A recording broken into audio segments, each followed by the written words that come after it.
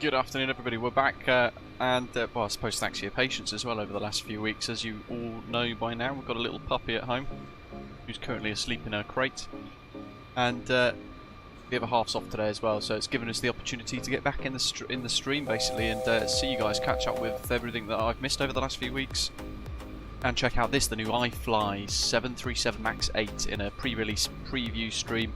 Big thanks to the Flight 1 team for sending it my way to take a look, and it's a phenomenal aeroplane. If you haven't caught the video that I did the other day, then definitely worth checking that out after the stream today, and be interested to hear your thoughts throughout the journey today. We're off to Naples Cappuccino International Airport. We've got GSX integration with the aeroplane as well, and we've ticked the box for passengers. Hopefully the coding has done its job and it's going to be working nicely as we board. In fact, let's be nosy already, let's have a little look. If you're new to the channel, it's great to have you on board with us. Do hit like and subscribe down below. Looks yeah, looks pretty good actually, look. You can see that grey hair there. Of course it's going to Naples, probably to catch a cruise. So yeah, if you're new to the channel, hit like, hit subscribe, join us in the live chat, and check out the Flight 1 Discord, flight1.com/Discord for the link. And that way you'll be able to monitor the release. This aeroplane, no release date yet, and it's going to be priced at just under $70 US, which is very exciting. I think a fantastic price for what is included. Going to be taking loads of screenshots today, no doubt, as well. And we're going to dive into some of the systems, have a little look to see what we can expect, what you can expect prior to its release. And I'll be getting your feedback throughout the journey as well. So good to see you, Badger. Thanks for the meta, mate. Zarto, Ian as well. Good evening to you, mate. MPS Gaming, get well soon. I know you're not particularly well at the moment. Hope you're okay. Liam, good to see you, mate. Canadian Flight Sim, morning to you. Grant, hello, mate. Zarto, good evening. Mikhail, been with us for 37 months as a Golf Frequent Flyer. Appreciate it. Indy's doing very well. Thank you for asking. Yeah. I'm trying to be, you might notice in my voice, I'm trying to be quieter than usual. I don't want to disturb her. She's not napped all morning, and when she gets overly tired, she becomes a right little gnasher. Ashley, welcome, mate. Flying along for the first time in a long time indeed. Justin, good evening. Carlito, morning. Centurion, morning, mate. Hope you're well. Pegasus, welcome aboard. Thanks for subscribing to the channel. So, should we dive in? We'll wait for the next passenger bus. And already, there's some beautiful little bits on this aeroplane. Livery by Stevedra. It's one of the many that are going to be included with the aeroplane when it does get released. Interestingly enough, looks like the GSX passenger integration isn't working, but we'll have a little look. Let's get these closed. So, curtains working, which is a really neat little feature. Got to get those overhead bins closed.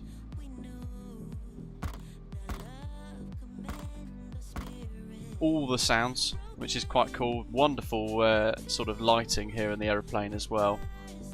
So GSX is looking at creating the passenger integration. I did tick the box actually. Interestingly enough, they're not actually remaining in the seats, but yeah, it sounds like the GSX team is almost there. We've got all of this cool stuff as well, so you can fiddle around with the seats. You can grab the blinds and you can close them and open them. I'll show you a preset in the flight deck in a moment as well, which is really useful, and it will give you the opportunity to basically kind of set this up how you want as well. It's very impressive. Performance wise, I know I'll be asked today a few times, no doubt. It for me is the same as the PMT G737 and performance, and to be fair, now the Phoenix A320 series is performing a lot better than it used to as well, so all on kind of par with one another, though I do appreciate my my kind of bellwether, if you like, isn't quite what you could expect, because I've got the RTX 4090.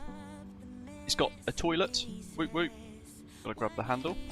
You can stick the lid to the John up.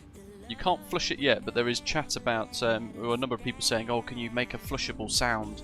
I don't think it's necessary, but you can literally shut yourself in and spend a few minutes on the loo.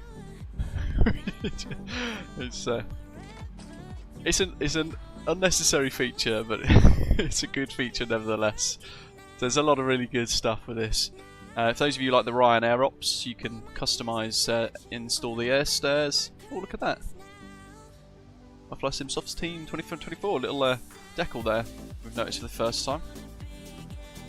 Don't want to go into the flight deck yet because it's going to ruin it potentially for you. You've got these big LEAP engines there sticking out the front of the jet. Of course, they're comparable to the 737-800 and the NG series. They're a lot further forwards and therefore lifted because the engines are bigger as well, and that's changed the flight dynamics of this aircraft a little bit, hence the introduction by Boeing of the MCAS system, which didn't go down too well, as we all know the reasons why. Beautiful livery though, really nice.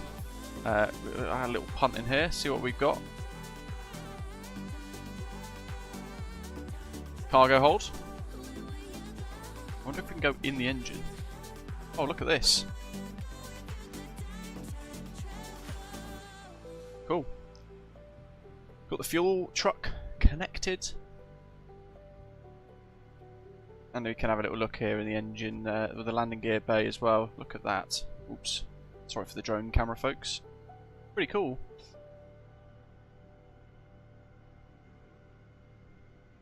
We'll be scrubbing those tyres no time as well. A little bit of dirty belly. I mean, it's great, isn't it? Look at that. Should we get the AP on? Get in the flight deck, in the business end. Let's pop that master caution off. Here's the flight deck as well. We'll go look into this a little bit more. In fact, let's just kind of explore it now. A couple of options with the parking brake. Simplistic. You can just kind of turn it off by a toggle. Park brake on, park brake off. Or you can press and hold the brakes like the PM2G system. And you can then pull the brake up with the brakes engaged, if that makes sense. You've got to press the toe brakes to put it on. That's how I've set it up today. Lovely decals. Cool seat, which does move. And you've also got, I think I showed this in my preview video, this rather nice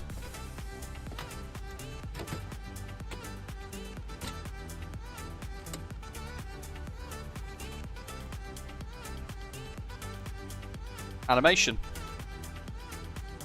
Trying to remember how to close it all away now. So yeah, lots of stuff to really kind of get into and explore in this aeroplane. They've done a lot of nice little things as well. You've got the, you can turn this on as well, if I can remember how. There you go. I've got to try and turn it the other way. Keep, hold on. Let me just, I want to show you guys the light.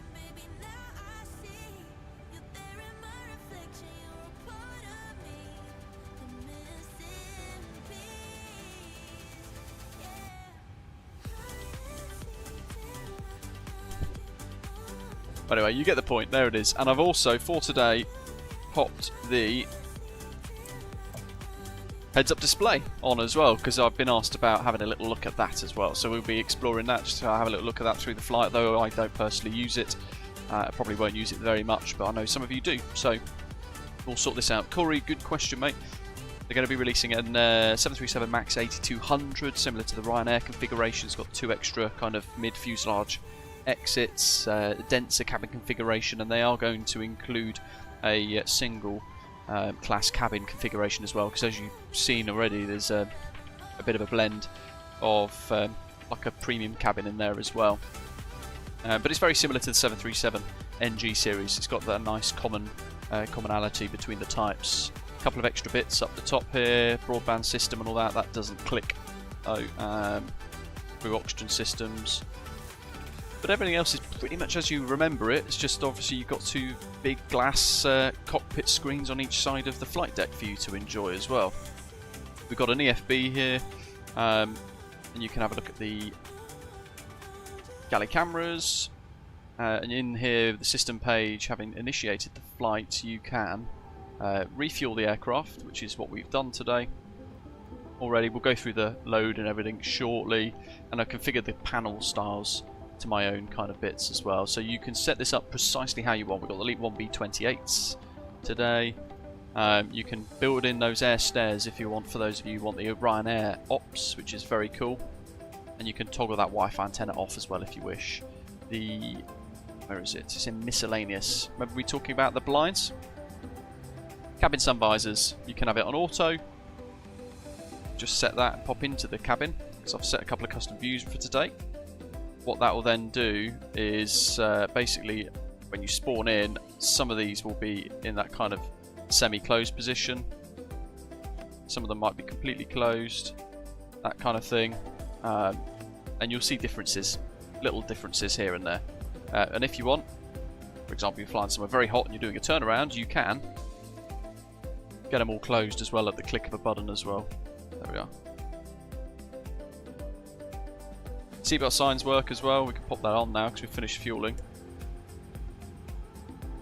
We're going to pop them all open. So there's a lot of configurable options. Headphone simulation as well for those of you who like to have that. Auto set fuel pumps, all the rest of it. So lots of different things you can dive into. Fast alignment for the IRS. There's that realistic parking brake mode that we mentioned. And the heads-up display there, you can toggle it on like we have done today via that little tick box there. So lots to kind of get stuck into. Beacon flash rate, slow or fast. And you can configure your autopilot systems. There's a lot of different options here. So you can spend quite a bit of time working through all of this. Realistic DU start process. Primary flight display, for those of you who like the integrated cues, you can set that up as well. So you have that little kind of V thing. And you can have the RA round dial up here if you wish as well. Now this is a very cool feature, RAS, Runway Awareness and Advisory System. It was in my preview video. We haven't really dived much more into it too much because obviously I've got puppy duties and things. But within this page here you can change your units, you can enable the RAS or turn it off if you wish. We've got it on for today. And you can basically get all of these different callouts here. You can toggle them on and off as you please. Some of them you might think, I don't want. So if you don't want the taxi takeoff caution warning, you can just turn it off and press set, and that will save that in the memory for the aeroplane. But 2 pages of different options there for you to look at, and they're really, really useful. Certainly if you're flying to those shorter runways, it might actually be too small for the aircraft. It will detect that and it will warn you for it. So yeah, full of detail. And there's the failures system. You can pop random failures on if you wish, and if you do get any and you're struggling with it, you can turn them off too. Ground support page is where you get the ground power unit and the fueling as well. Let's disconnect that though because we don't need him. Everything else is disconnected. Radome is closed. Okay, let's get the APU on. Let's have a little listen. Pause the music.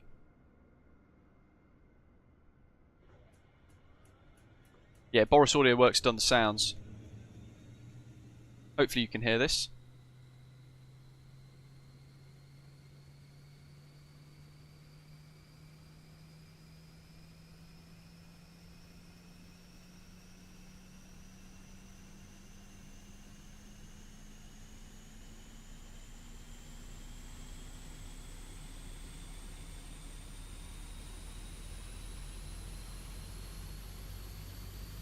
Look at that heat blur.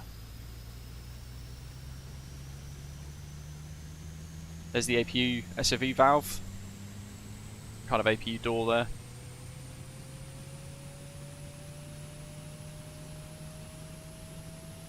Taser, thanks mate.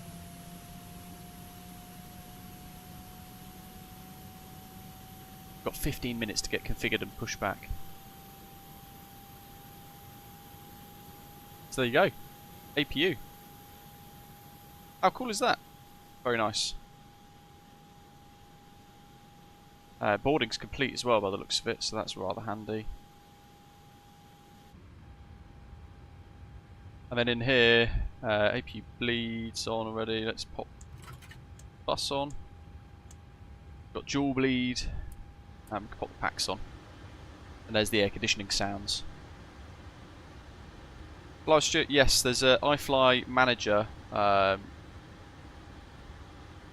It's an iFly plugin rather, so yeah, very similar to Phoenix simulations with their program that runs outside of the sim.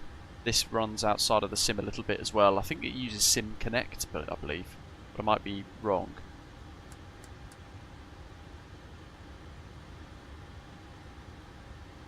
Rightio, that's good. Seatbelt signs are on. Hydraulics, all of that jazz. Let's have a look at the pre-flight then. So we go to the menu here, we go into the performance tab and the weight and balance menu. So for today's service to Naples, we've got 154 passengers on board with that kind of load. More focus on the rear to try and balance the centre of gravity. I hadn't realised how carefully balanced these aeroplanes are. More so the 8200s that Ryanair fly. They're literally balanced to like the kilogram. There's our cargo for today as well, and the fuel loads, 3.8 tonnes in each of the main tanks and 1.1 in the centre tank, giving us a total load for fuel wise 8.7 tonnes. Expected taxi out fuel 200 kilograms and the planned trip fueled 5305 kilos. And there's our figures there for our takeoff gross weight, landing gross weight expected, and the zero fuel weight, and the ones in the brackets are the maximum values, which is really cool.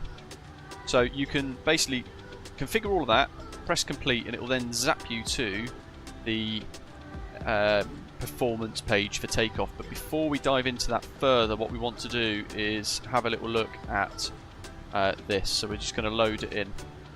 What I've done is already, I'll just go back a little bit here.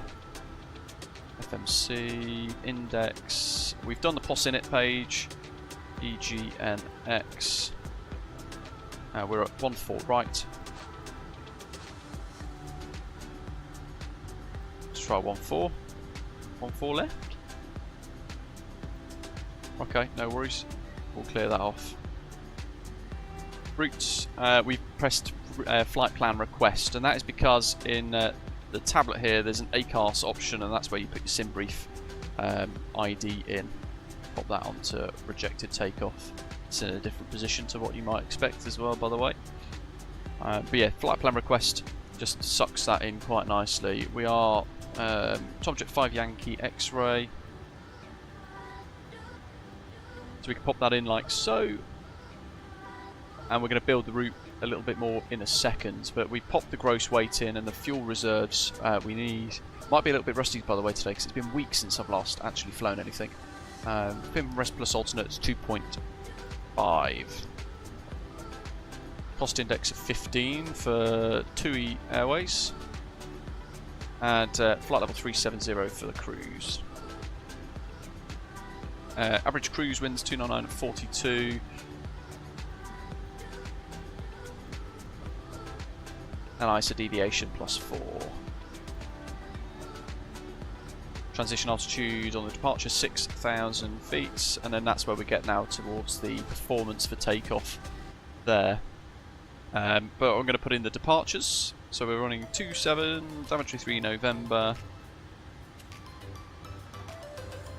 There's a page I'm trying to think of. Where is it? M1 limits, departure arrivals, routes.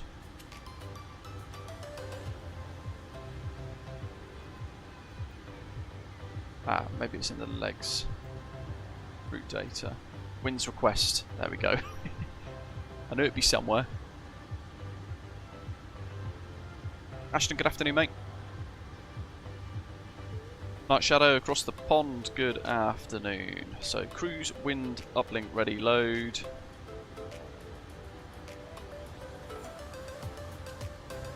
We'll execute that. And a little bit further there, then it's pulled in the route data, look for the departure. So that's all set. The VNAV page looks like that. So it's all very similar to the 737 that we've already quite accustomed to, which is very nice. You can, on the descent page, also pull the winds. I did, yeah, sorry, I did see ATCs online, yes. Let's tune in, 12268.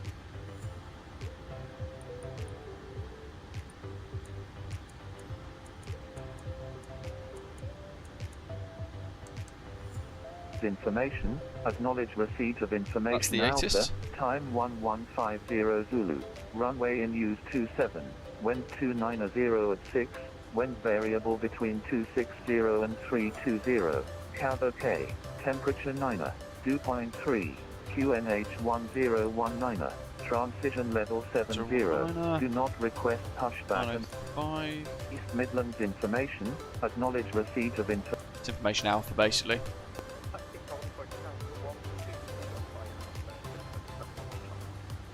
Let's pop that in. So that's just one less thing for us to do later. So departures all looks good. We can toggle this across if we want by just moving the engine box across. Useful if you like first officer ops, whatever that might be. Okay, let's get our clearance.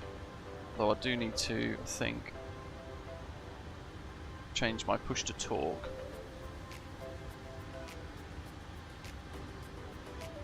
Hopefully that's worked. Yes. So we've got QNH 1019er.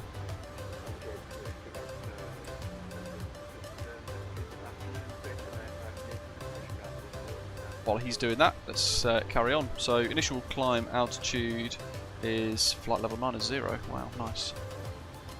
Well, that's 2 Extra Gate 3 East Midlands ground. Good afternoon, cleared to Naples, Daventry 3 November departure, squawk 1461, QNH 1019. 1268.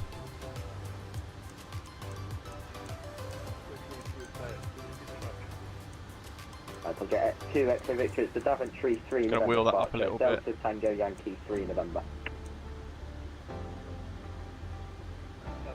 That's good, and then we'll be routing via Daventry, which we'll go through in a little bit. You can see it on the charts there, so oops. Let's get our clearance quickly. Was it 2 Extra Victory, correct? Maybe not. Brilliant. Right, anyway, so after departure then, 1 DME from locked DME there, 10935. What we're going to do is turn left 223 degrees, climbing up between 3000 and flight level 90. That's 7 DME from that lock. We're going to then turn 158 degrees to head south directly towards the Daventry VOR. Peter Barker, welcome mate. Flying Panther, welcome. David, good morning mate. Good afternoon.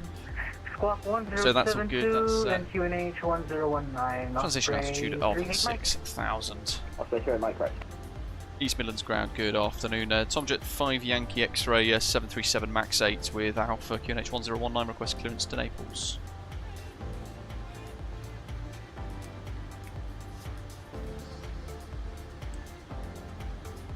Project 5 Yankee X-ray, so lives down to afternoon, clear to Naples, Daventry 3 November departure, squawk 0754. Good afternoon, cleared to Naples, Daventry 3 November departure, squawk 0754, Tomjet 5 Yankee X-ray. Project 5 Yankee X-ray, correct. $70 US, Alex. 4 stand 6, type longitude, So that's good, 0754. Jet 804 is for this down to afternoon, cleared Naples, Daventry 3 November departure, squawk 4747, QNH 1019. You will notice as well, I spoke about it in my preview for this. It's got ADF2, which is mega. PMDG NG series doesn't have ADF2, this does, which is very nice. Have I got everything done? I need to do takeoff performance now, don't we? So now we've done that pre-flight in the box, we can press copy FMC data, and then bingo. Naples, Daventry 3 November departure, squawk 0735. Air conditioning on, anti-ice off. Just pulled in all that data there, we can calculate it and it will give us the information that we need. If you wanted to do a D rate, then you can. 891 the squawk 0735. 0735, that's 891. There you go. 891, correct.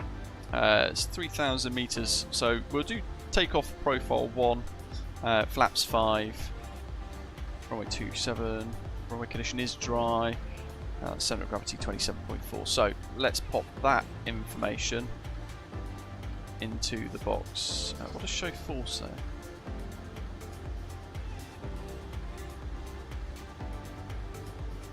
Nice. Right. So we want, where were we? It was M1 limits. Cell temp 33. Takeoff profile 1. We'll go to climb 2. Did I do the perf init page? Yes. And then on the takeoff page, flaps 5. You can press that button and it snaps your takeoff trim into position for you, which is nice. And then you can see there it's already pre-planning your V speeds. So you can just click it and it'll accept if it's happy. Now interestingly we don't have that set to green, so just going to have a little look through. Takeoff. Flight complete. We've done that.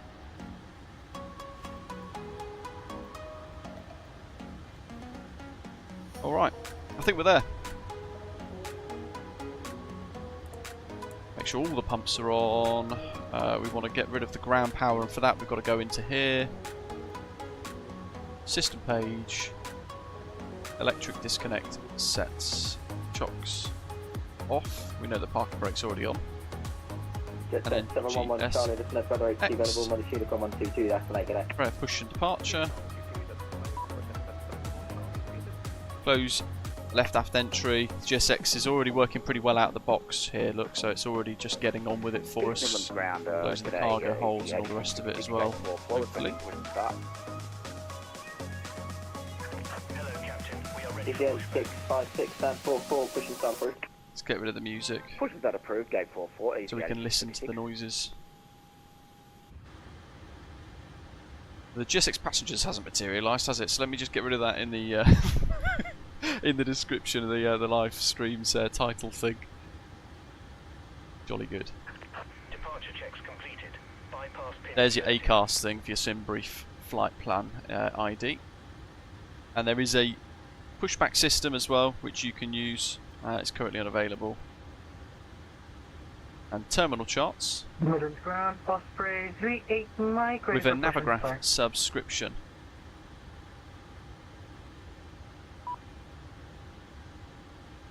Osprey 38 Mike, stand 9, pushing start approved. Really cool, right? Look how simple that is. 50 Osprey 38 Mike. Right, so that's good. That's set. We've done that.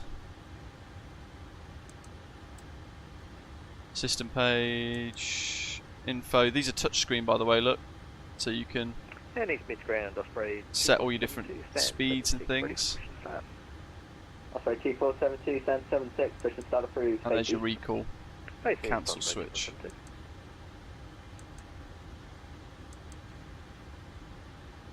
East Midlands ground, good afternoon, this is Osprey 38 Delta Mike, stand 100 with information from Bravo on board.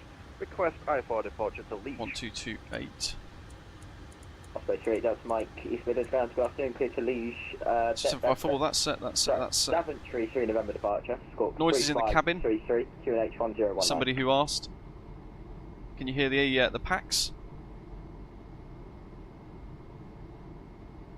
Hopefully you can. Clear to Liege via the Daventry 3 Mike departure, squawking 3533 QNH 1019 at Osprey 38 Delta Mike.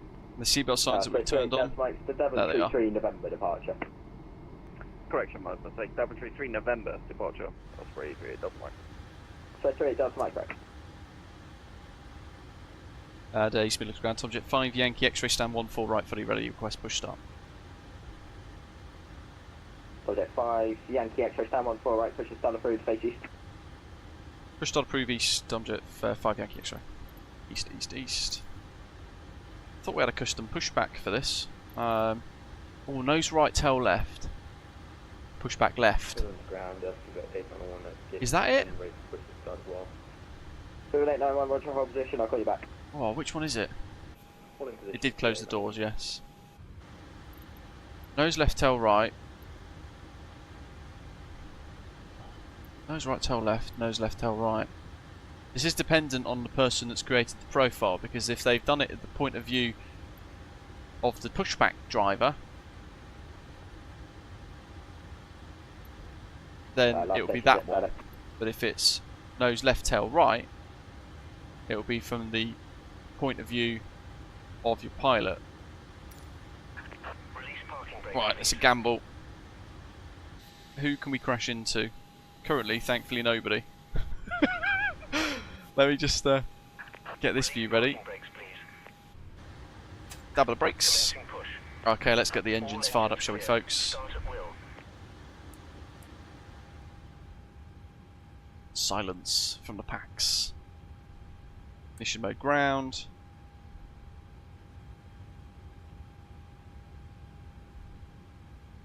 N2 rising.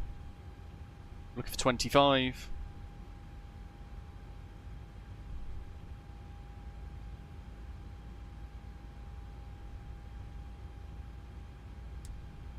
probably turn the flight directors on.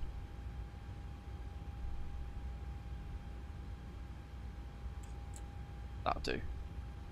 Ground Glitcher 804 stand 6, requesting to start will be taxi out on power.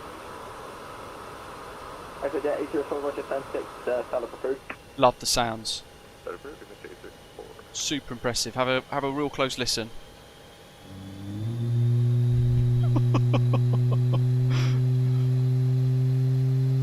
Basic.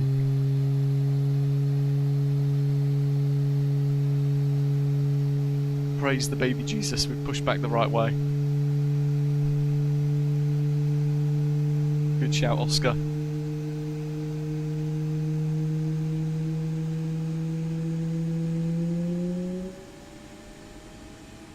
You can hear the acceleration there of the fan blades as well. Last station, just Alex. I think so, Ashley, yeah. Subject to select request and push to start stand. Okay. Please set parking brakes. Let me just show you how I've got this set to realistic at the moment. So, park brakes all the way in. Unlocking gear. Subject 2, Brake set. stand 24, push to start approved, face north. Requesting taxi. And let's go for the cabin announcements then, Chris. The cabin startup sounds. Subject to As you requested. face north. Let's pop that back on RTO.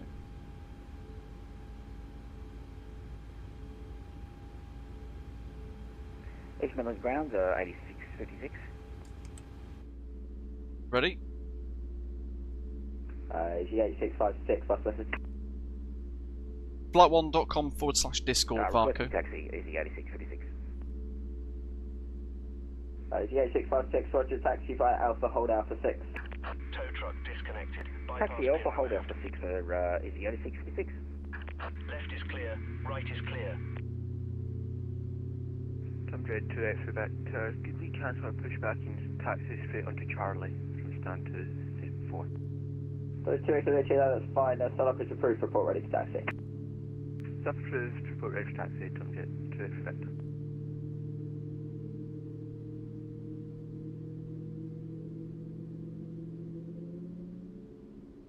There you go. Nicely muffled. See, as I think Zato says in the live chat somewhere, unlike the CFMs, the leaps do take a bit longer, so the startup sequence, as we saw there, is a little bit slower. Takes a bit longer to get sorted out. Pop that continuous. That's all set, that's all good.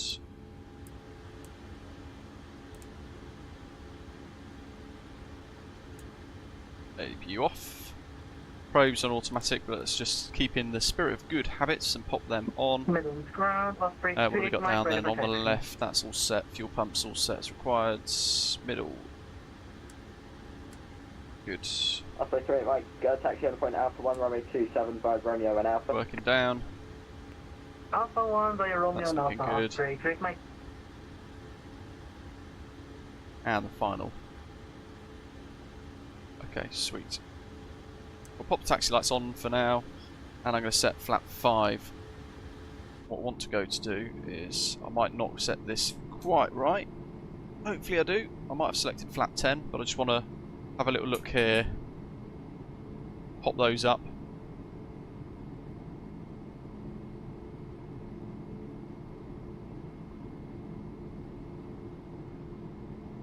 I think I've selected flap 10, I'm not sure. We'll see it from the other side maybe. Right, we just slowly see the detail there, the kind of pistons. That. You can see them kind of folding in. Just wanted to show you that anyway. Right, so we need system, fully right, left, sorry, neutral, right, neutral, back, neutral. I might get spasms now because I've thrustmaster TCA plugged in. See, there you go, that's a bit of a weird issue I've got.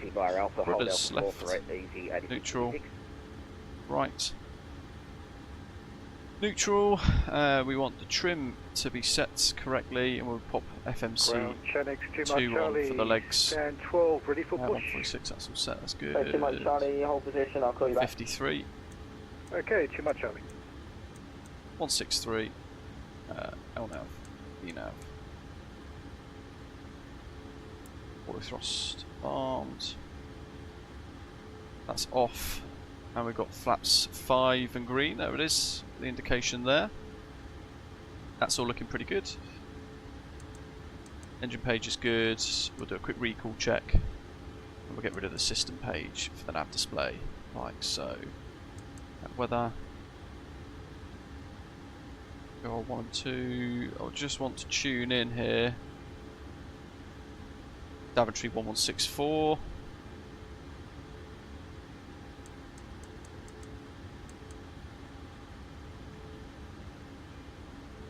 Bar brake off. Subject 5 Yankee X-ray request taxi. Zoom zoom. That goes in orbit. Subject 5 Yankee X-ray, standby.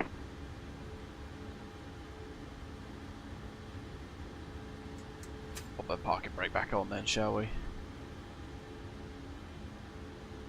We can hide this as well. Subject 5 Yankee X-ray taxi, Quebec and Alpha, hold Alpha 4.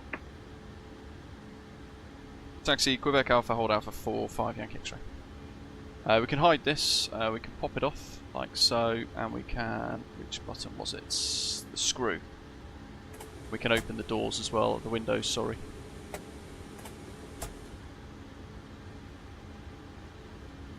So Quebec Alpha, dab of the brakes, we'll get a turning. And we've got the Luke Air tool for the safety demonstration, which hopefully the volume is just nice for. LukeAirTool.net. 123 Alpha 4. Okay, so cargo.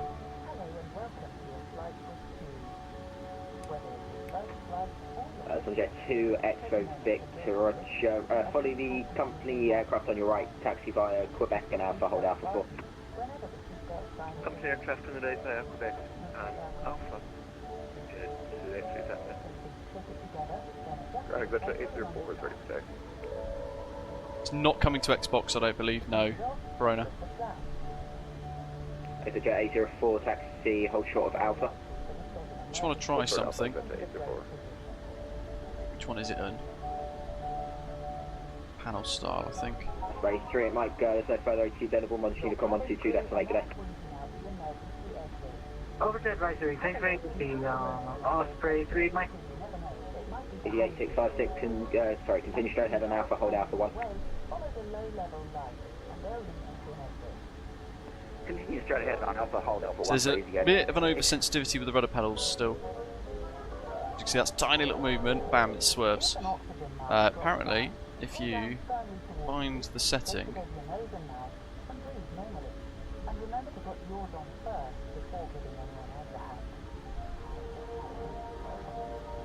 it's not in those. Maybe it was in general.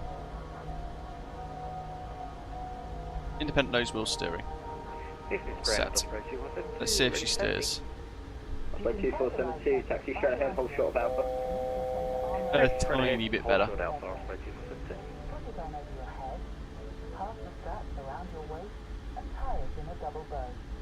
Hide that.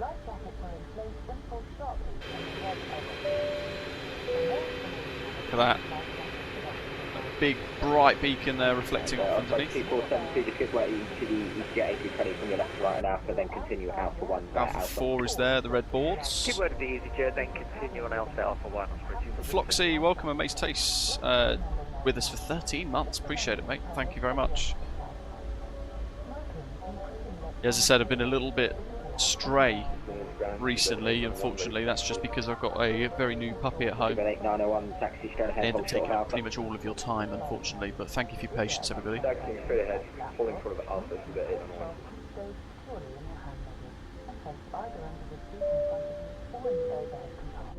Chenix 2 Mike Charlie, gate 12, just confirming push. Apologies, Chenix 2 Mike Charlie, stand 12, push and stand approved, Stacey. Where she goes. 2 Mike Charlie, no problem. Got a hold here. Tom Jet 5 Yankee X-ray, continue straight ahead on Alpha, hold Alpha 1. Continue Alpha 1, Tom Jet 5 Yankee X-ray. Tom Jet 2 X-ray Victor, continue Alpha, hold Alpha 1. Continue Alpha, Alpha 1. Robert Zen, welcome. Thanks for subscribing. Chris O, no, the cabin announcements don't come with this aircraft, but they are looking at trying to find a way of doing that, which is quite cool. Hold Alpha 1.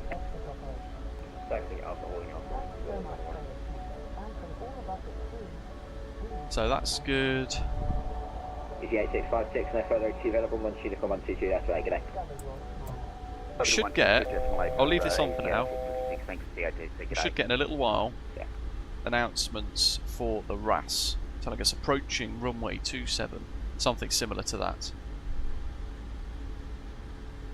Close the Luke Air tool now, because I don't need it. I'll leave the hood on for a bit just so you guys can see that in action. Might do takeoff with it actually. You can click it and it goes darker as well, which I think might probably be like a dark contrast night mode. I'm not 100% sure. Not massively familiar with HUDs, I don't tend to use them. 2472, 1 Unicorn 122, that's the leg. Takeoff, config, 122, that's the latest. compress that. Cheers, mate. Yeah. Actually, this is so impressive, the amount of detail in this aeroplane. I hadn't heard of iFly up until this aeroplane. See that little bit of braking? See the little V there? Tiny bit of braking. And as that nose just dips a little bit, you can see that drop down as well. Let me just see if I can spot the suspension. Keep an eye on the suspension on the nose wheel. Ready? 1, 2, 3. See that oleo compress? Oh, very good. Floxy, 9.5? 9.5? Yeah.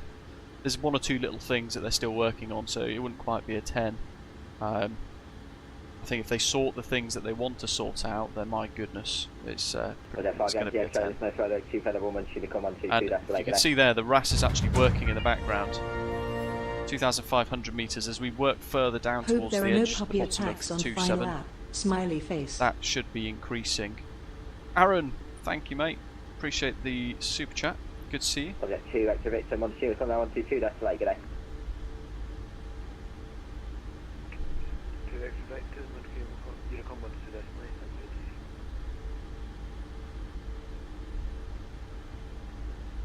Channel 2 Mark Charlie, ready for taxi.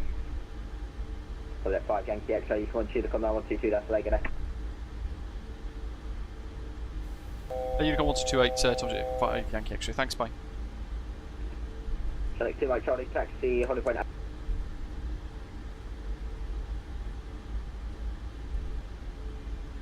Floxy, yeah, it is. Yeah, if I'm being really honest, I think it is a lot better than this PMG 737, which I love as anyway. It's a brilliant aeroplane in the sim. This has just got this whole extra level of polish on it, which is quite remarkable.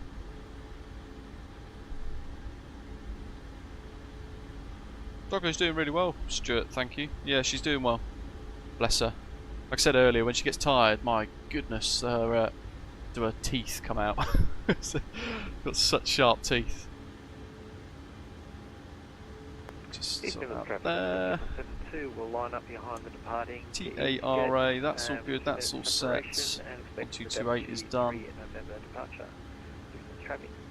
Full length.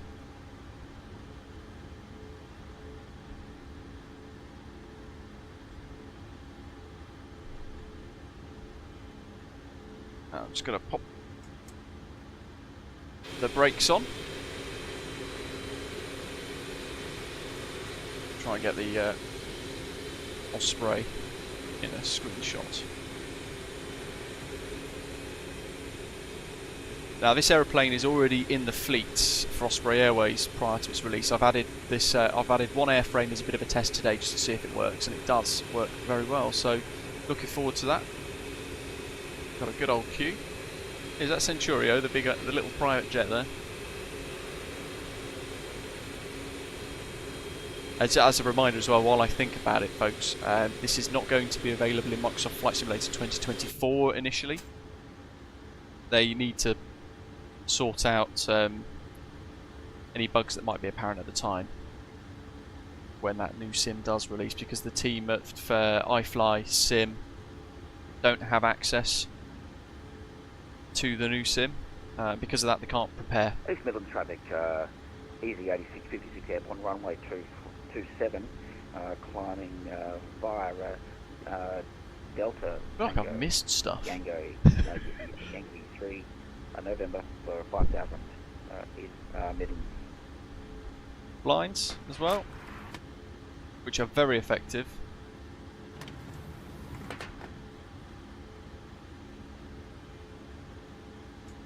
Car brakes on.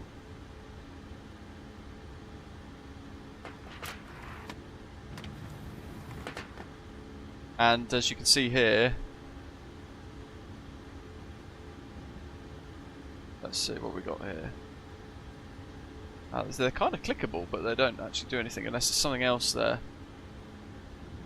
What's behind here that's so clickable? Apart from this.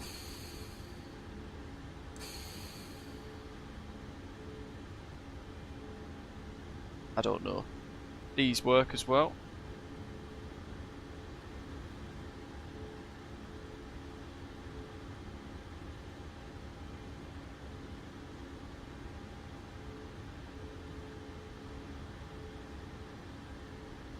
And we'll wait for our departure.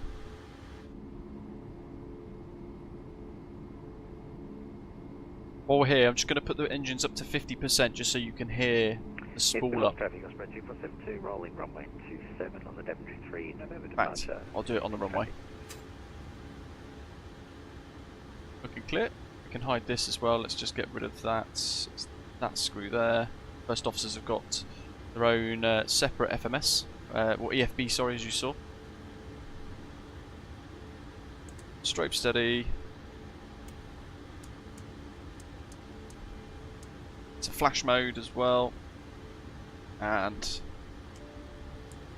East Midlands traffic, Tomjet 5 Yankee X-rays, lining up runway 27 via Alpha 1. Approaching 27. There's that RAS kicking in. Quick vote in the chat if you want the HUD down for departure or if you want it up. You guys could choose. I'll go with the popular consensus. $70 US Floxy, which I think is phenomenal value, to be honest. I think it's very, very good at price. Lots of different lights. We'll have a little look at those. Runway 27. There's that other RAS call out. East Midlands traffic, Osprey 2472, airborne passing through 2200 on the Daventry 3 November departure, final call. East Midlands traffic. Up, up, up, down, up, up, down, up, down, up, up, down, up, up. Roger. Up it goes. Just sort this out. So you can see there the strobes, which are pretty cool. I'm just going to try to remember my keybinds here for my Thrustmaster TCA.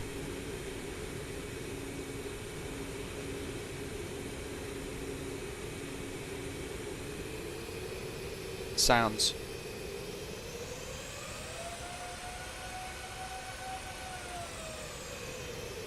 How good is that? In the cabin, another quick whiz of the throttle, squirt of juice.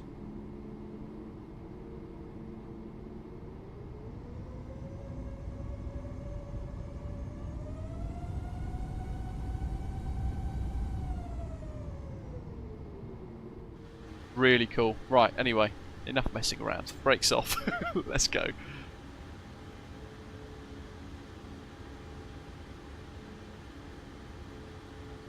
East Midlands traffic, Tomjet 5 Yankee X-rays, taking off runway 27, Daventry 3 November departure, East Mids. On runway 27.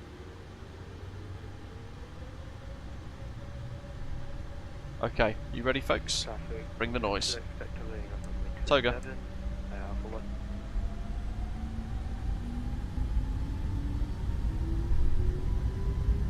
Just very quickly. Look at that wing flex. Just get back into the flight deck for the centre line. 80 knots already through that.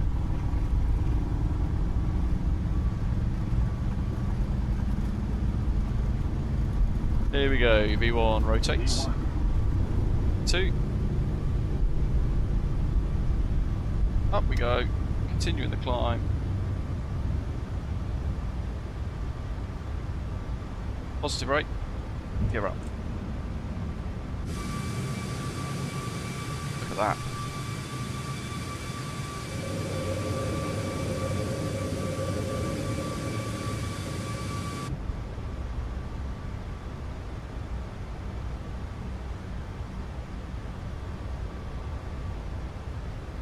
MDA engage. There's no landing gear off button there, as you can see.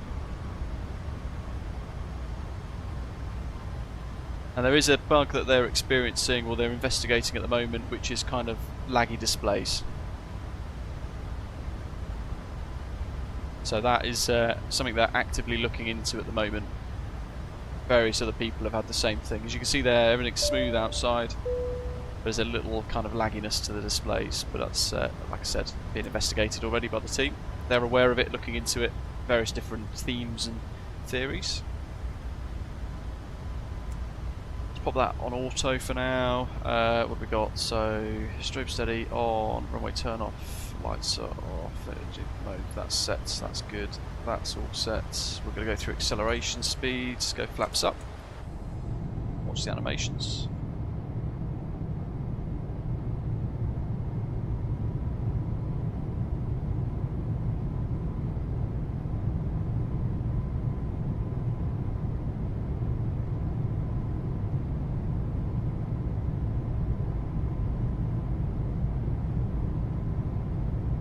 Oh, absolutely, Flox. Yeah, I think this is remarkably good value, mate.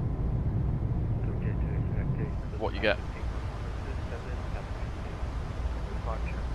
And the frames do kind of resolve themselves a little bit. Don't forget we're on 5 here, so if I just bring this up, it's a little bit jumpy, but apparently they do stabilise. We'll continue up through 9, past standard in a moment. Interestingly, it's blown the speed a little bit there. Climb's quick.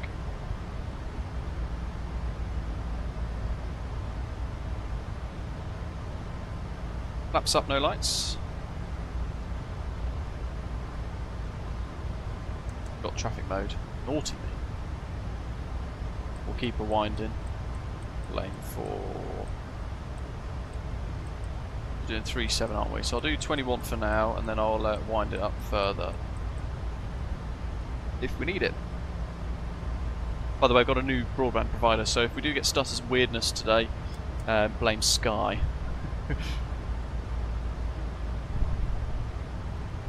Standard pressure, that's all looking good. Back to the legs page. I'll break off. Forgot the fuel flow there, reset used a bit.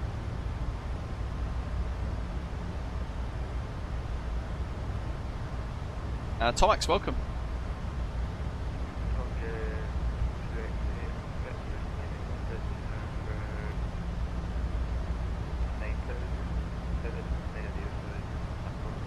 Oh, still an issue with BT, Ian. Frustratingly. So, let's just pop outside. Look at the size of those engines.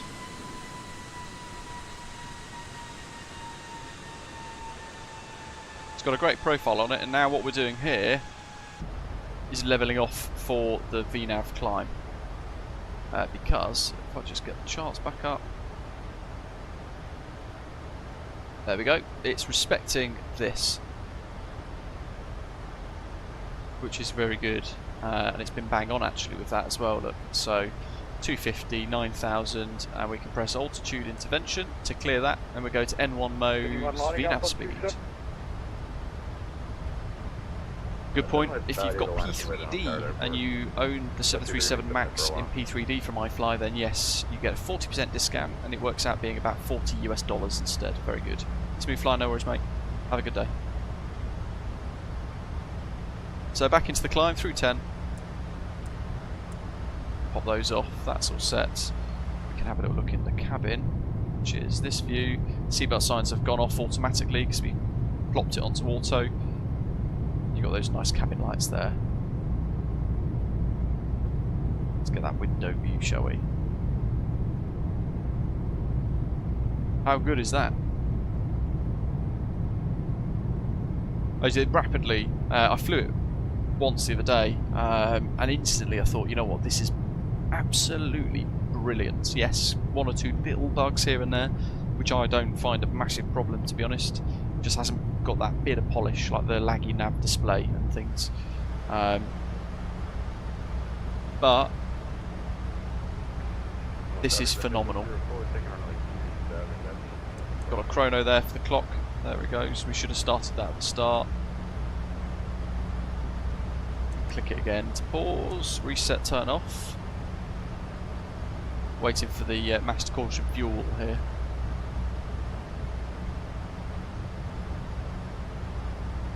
There's a little TCAS icon.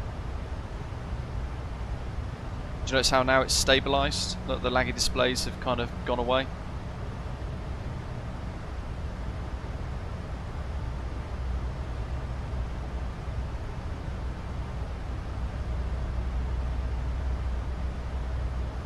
I think they're quite keen, Stuart, to nail the laggy display issue and one or two other little things before they release. But yeah, it is close enough, isn't it? We'll see if we get that master caution come up. Just monitor the entire flight deck for this little bit, just to see how it all works.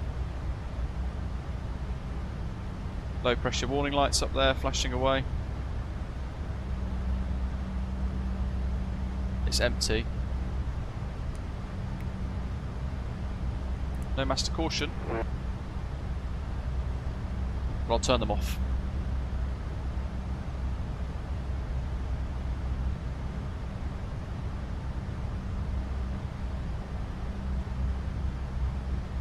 Cabin pressure is rising and looking good. Should have checked that earlier, but I did forget.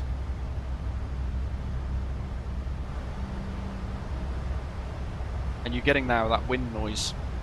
Hopefully you guys can hear that as well. The whoosh around the edge of the flight deck windows from the environment outside the jet.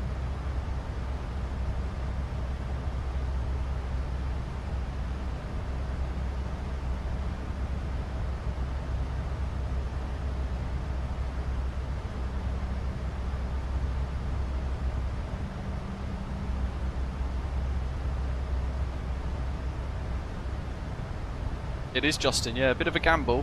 I thought, you know what, we'll test it. We'll put it on New Sky anyway. We'll see what happens. And then we'll have a look at the report as well at the end of the flight to see how well we've done.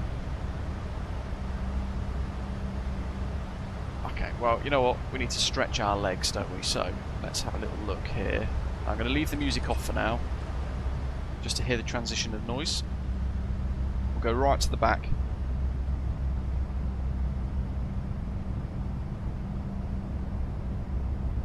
I'll just show you some features as we go.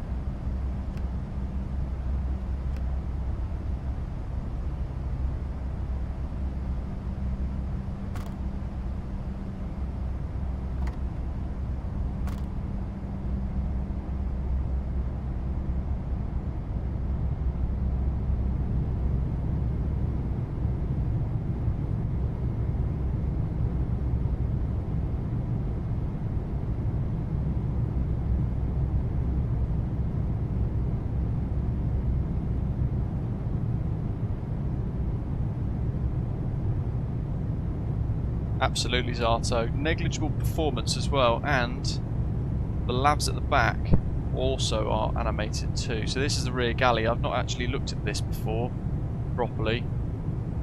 The doors, by the way, if you click them, do open if you press the handles, so you've got to be careful what you're clicking around and exploring. I've got a habit of breaking things. So I'm going to try not to do anything detrimental to our flight today, but even the rear labs kind of open up. Very snazzy.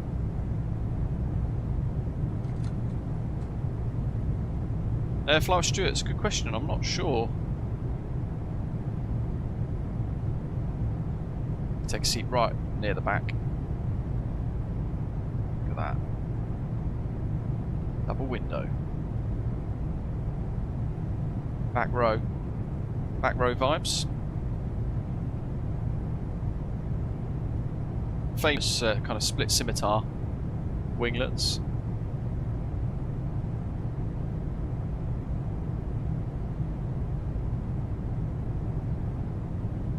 What we got here? Let's see.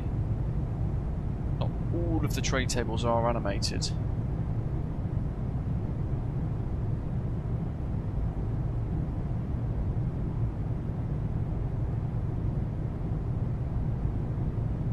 Okay, so we've got to go nearer to the overwings for that.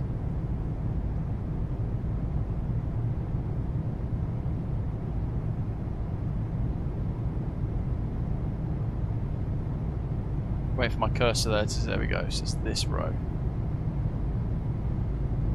Right here is where it begins. We'll take the overwing exit because why not? Nice and comfy. For the size of that engine. You can pop your tray table down there, look.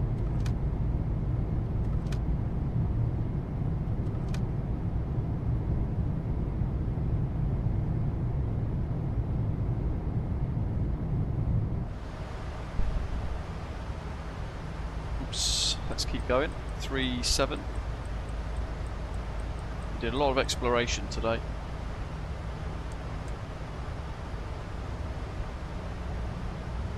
Enough speed. Climb to 370. That's our cruise altitude for today.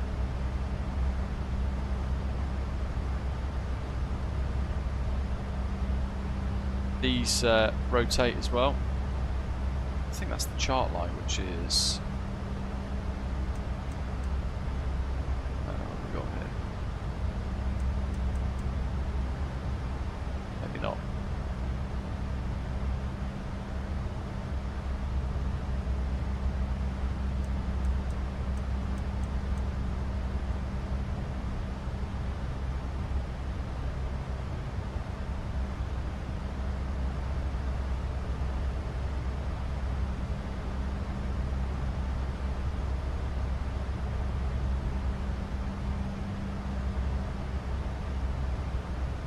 Gonna flick that across so we can enjoy the full nav display.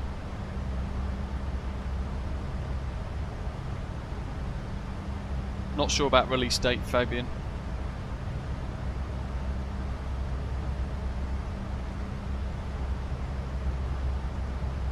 We got a left turn at Bensu coming up, so let's have a little closer look at the wing flake. We saw it on the departure, didn't we? We saw them bouncing about. RD presets Naples, Canadian flight simmer.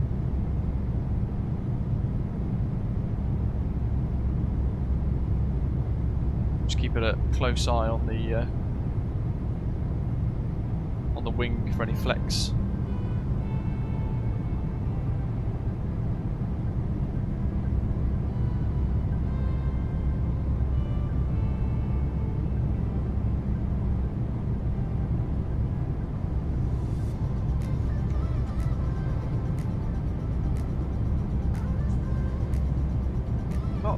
Work out if there is any. Oh no, there you go. You can see that bit of flex.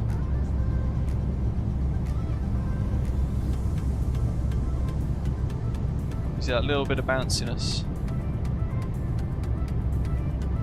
Okay, let's see if we get the flex in the rollout.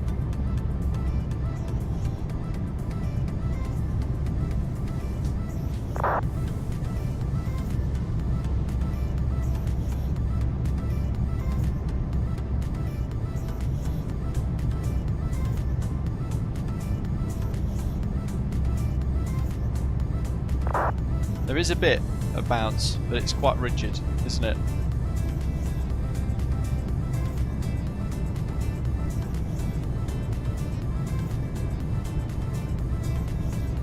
We'll keep an eye on that. London Heathrow down below. There she is, waiting to destroy my frames. There's a big optimization issue at the moment with the Anybuilds Heathrow, with a lot of people reporting significant stutters and frame issues, and I've been getting it as well.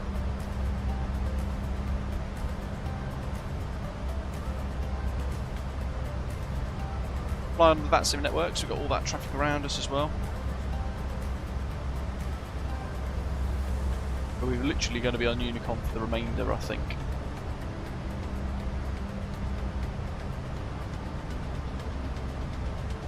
I'm not sure Canadian Flight Sim actually. I don't know. Let's put that 160 Motox top climb, that's good. They are, yes, they are working on the laggy PFD display stuff. It does occasionally resolve itself, which is odd. They're therefore not sure what's causing it.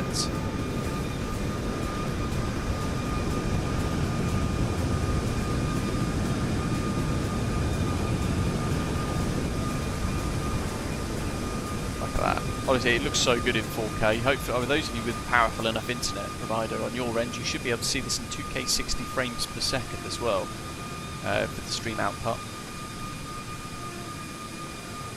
Hopefully you can see just how fantastic this looks.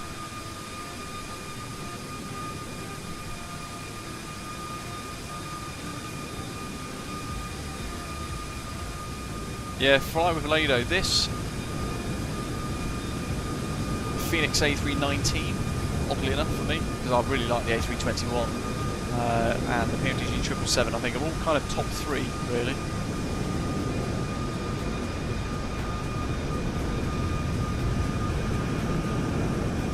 Yeah, it's a blend of different. People are trying different fixes, and they've all ended up in like a potential fix, but they haven't narrowed it down to one thing. So they're looking at various things. They, if we do get it, they want to know what programs we've used, all that sort of all that sort of stuff as well. Let's drop that HUD and have a little look. It might be settings like the heads-up display as well. It might be trying to render in it, you know, it twice or something.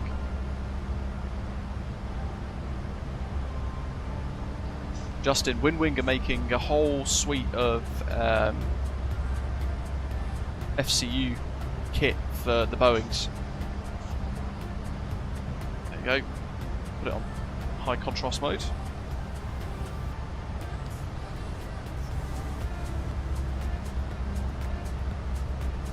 So we've got Biggin Hill ahead of us, and that is on a frequency of 15.1. Oops. Finneck. Such terrible frames over Heathrow now, and over London.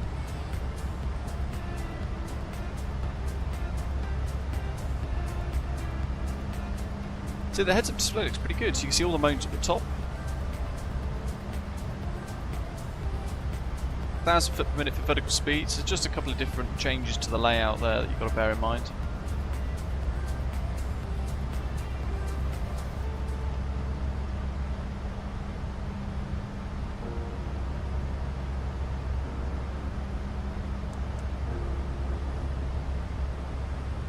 You get DME from VOR2.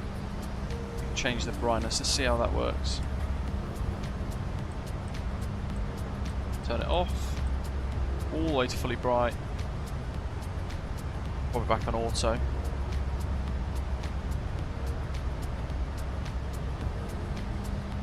That tailwind, 78 knots. So now it's gone smooth again. There's no rhyme nor reason between it, and maybe it's VOR1. No. Yeah, they're looking at loads of different things that might be causing it. Hopefully they'll be able to narrow it down. But yeah, it just decides suddenly after a little while to then go smooth. But it doesn't impact the flight.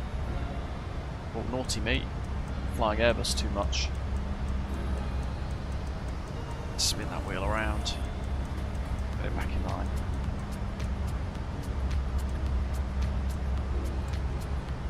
What about the little one?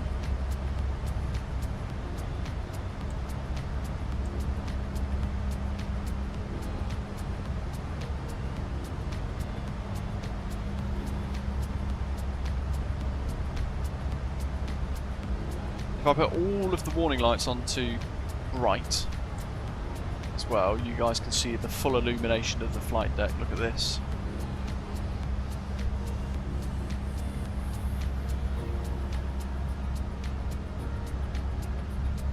Cool, right? changed any modes.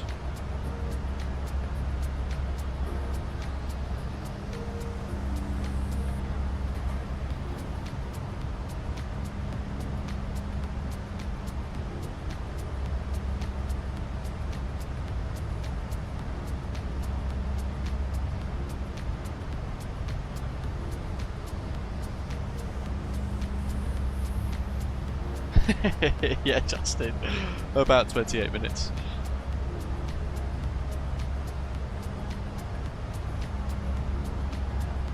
And actually, the higher up we go and the higher our loads, the slower we climb as well. And we might not, like in the real jet as well, we might not be able to achieve the initial altitudes that we want for cruise. So we might have to level off early and kind of just step climb it up for us if we're really pushing the range of this aeroplane. And we have to kind of think like a long hauler. Step climb it a little bit. And it's got this wonderful VSD,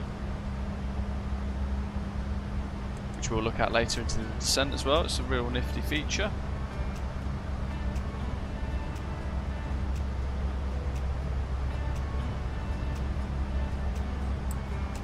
Pop that off. It's gone nice and smooth now, look.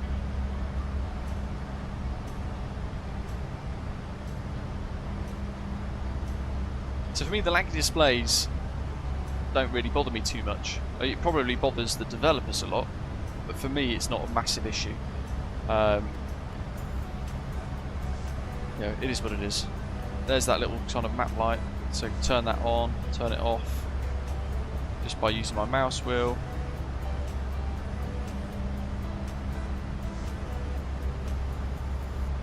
Don't know how to move it back.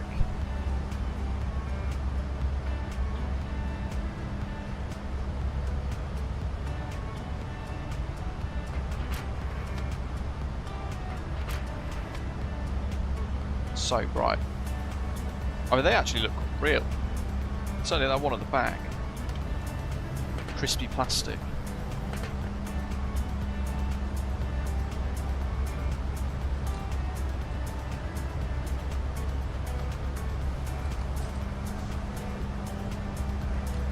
Little wiggle of the handle. There's a lot of little features that you can kind of spot and notice as you explore the jet. Very nice.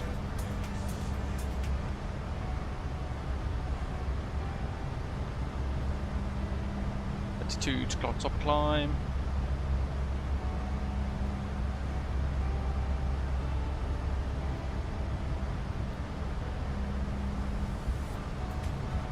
We'll see if it suggests any steps.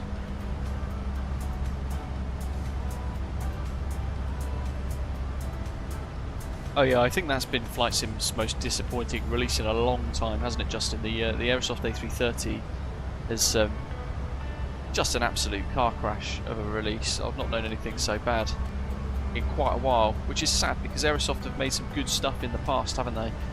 Certainly their sceneries are very good. Their North Sea pack has been quite a nice little immersion booster, which we'll see actually as we head over the North Sea and the English Channel momentarily, in fact, hopefully. He says, although I get the feeling that's Dover. Oh, you know, I can see ships. You can see one there. Nice little thing just to see that floating around below as well. But yeah, a bit of a disaster for Aerosoft, really. Rafi, their community manager, was saying that they were going to issue some sort of statement within a couple of days of that release, but we're still waiting. Not sure what's going on really. Hello, Zeddy, down there. Big old ferry there in the docks at Dover, and there's the White Cliffs.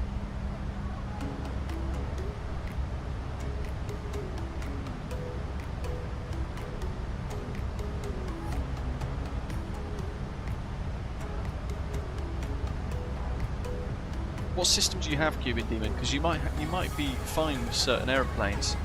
And if we can help identify those, then that would be probably quite nice for you, right? And yeah, you're more than welcome, Justin.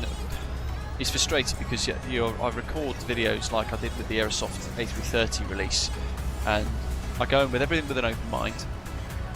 and I go into it completely unbiased. I don't take sponsorships of thousands of pounds to tell everybody how great Thrustmaster is when actually they're pretty crap, or anything like that. You know, I am as honest and as unbiased as I can be, and I like it that way. I think it's important because we get a load of free stuff, which is amazing naturally, but it means that you folks might be seeing this, for example, and you might spend your hard-earned cash on it. So it's on us as content creators to tell you guys exactly, honestly, brutally honestly, how these different add-ons work. And if something's bad, it's got to be said to be bad. And it's hard though, sometimes recording videos like the Aerosoft A330 preview, it wasn't really a preview because they banned previews, with it, so it felt so negative. It felt like I was just slating it constantly, but it was horrendously bad. A lot worse than I thought it would have been, actually, to be honest, as well, which is sad. I was expecting a little bit more than that. But hey, why pull the punches? It might have upset Aerosoft. I might not get anything from them ever again to review, but that's more of a them problem than it is me. If my integrity's intact, then I'm happy with that. And it means that you folks can steer well away as well from bad stuff like that, buy amazing aeroplanes like this instead.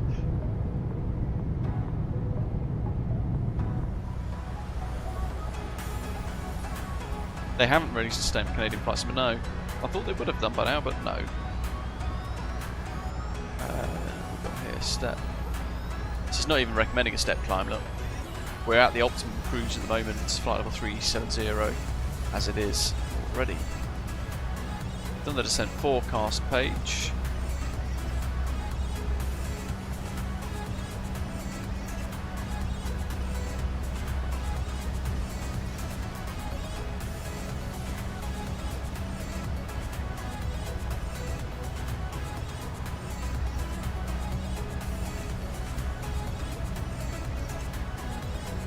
There's a little flight path vector. We didn't show that in the preview, but there it is, the bird as it's known in the Airbus. You can turn that on and off. Live later, yeah, I appreciate it, matey. Yeah, and you know what? The added difficulty, certainly of not taking a lot of these big money sponsorships that these big full-time streamers and all that have, is the fact that the channel doesn't really make much money, but it's never intended to make money. It was always an experiment to begin with, and it's kind of grown naturally from there. And I love the fact that all of you guys are watching all around the world. You tune in, you engage with the content as well in the live chat, flying along on VATSIM as a lot of you are. We'll have a look at Volanta in a moment as well. And it's important that we are as honest as we can be. I get frustrated with other content creators as well that aren't maybe as honest as they should be. But then at the same time, their income comes from their massive sponsorships with the likes of Thrustmaster. They can't really say bad stuff about it without risking most of their salary effectively being taken off them.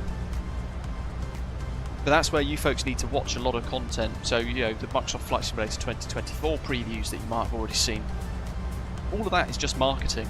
The trailers that aviation lads do, they're paid to do those. It's marketing.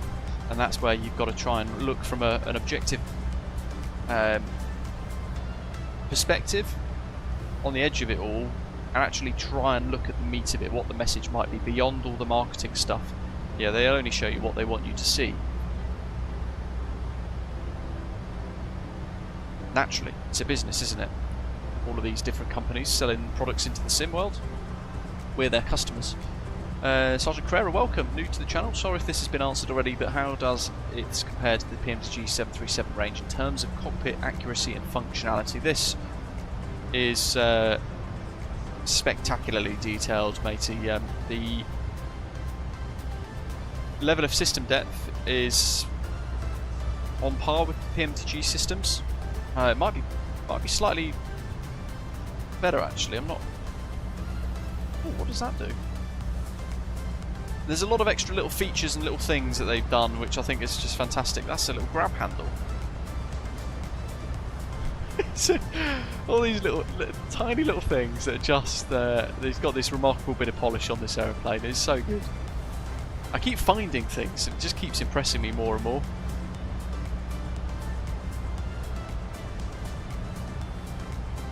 There's a lot to see, really, with this. It's very cool. The other thing that I think is very good that stands out to me is ADF2. We mentioned it earlier, but ADF2 does work, whereas in the PMDG-NG stuff it doesn't. We've only got ADF1, so that just makes it slightly more usable for NDB approaches, VOR based stuff. If you're trying to track 2 NDBs at the same time, you can do that in this aeroplane because you've now got 2 active systems working, which is cool.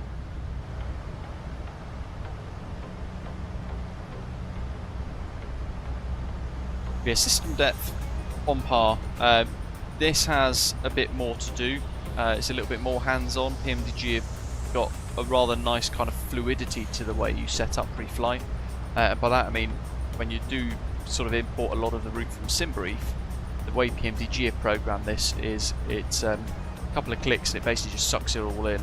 I find that loading the aeroplane is a bit difficult. I had a little issue earlier, which is probably a bug in the pre-release builds, where I was trying to refuel the aircraft, but what's going on here? Yeah, using the refuel menu here. What it actually did is it had 6 point something tons in the centre tanks.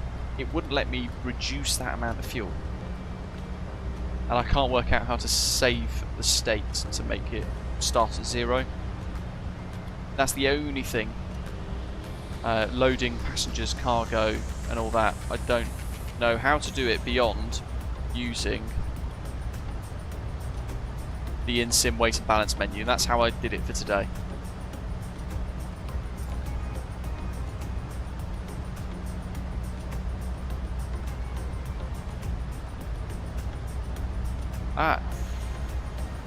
Now this, I'm not expecting this to work. It's obviously not a live feed, but I wonder if I open the toilet door. It's not going to work. Why would it? But now I've thought of it, I've got to try. Okay, that's open. Of course it doesn't. Why would it? What a stupid test. Imagine that was like a live feed. That'd blow everybody's mind. Pop that closed. Don't want to see the punters seeing the posh seats at the back. Marcus, it's really hard to tell. I'm not sure.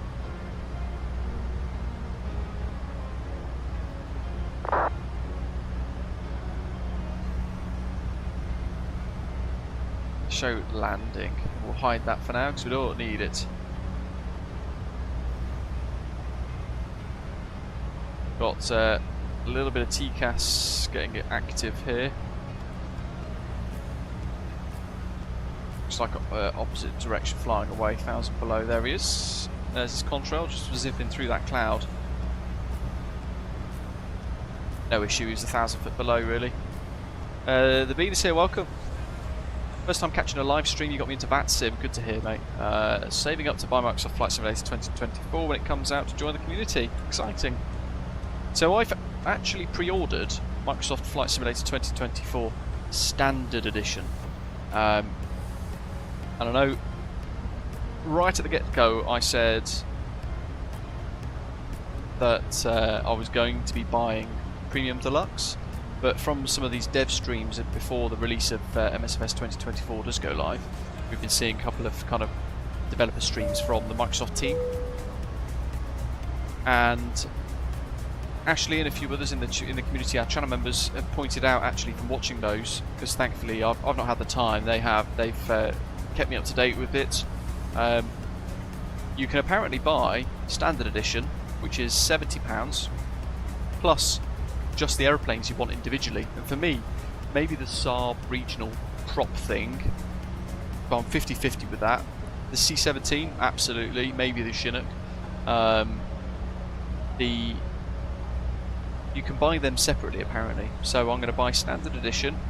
Deluxe, for me, unless you're interested in general aviation, Deluxe Edition just looks pointless. Certainly with the price jump. But then I'm going to buy the C-17 separately. Maybe one or two extra little bits as well on top of that. Maybe the A400. Is that in the Premium Deluxe? I can't remember. For the last 2 weeks I've basically had very little sleep with the dog getting up every 2 hours at night and stuff, so There's, I've got a bit of baby fog brain, whatever it's called. So I thought, why pay £140 for Premium Deluxe, I think, when actually I can pay £70 and maybe $15 per aircraft, and I might buy 3, and actually that's still overall cheaper for me. Especially when a lot of people in the Tech Alpha have been trying quite a few different bits. They've been experimenting with the Tech Alpha, and a lot of people have been finding that most of their sceneries that they already have in Microsoft Flight Simulator 2020, you can just create a community folder in MSFS 2024's Tech Alpha, and you can just drag the folders across, and they've all found that 95% or so of them work straight away, which is just amazing. That's a real sigh of relief, really. So that'd be good. Aviator Edition, yeah. They're going to get some like proper fan people that are just obsessed with the franchise itself that are going to be paying for all of that. Yeah, I haven't signed up to the Tech Alpha. I just thought I don't really have the time for it. And it's going to be so basic. I'm not even watching any content myself covering the new sim. I'm just going to wait for it to release.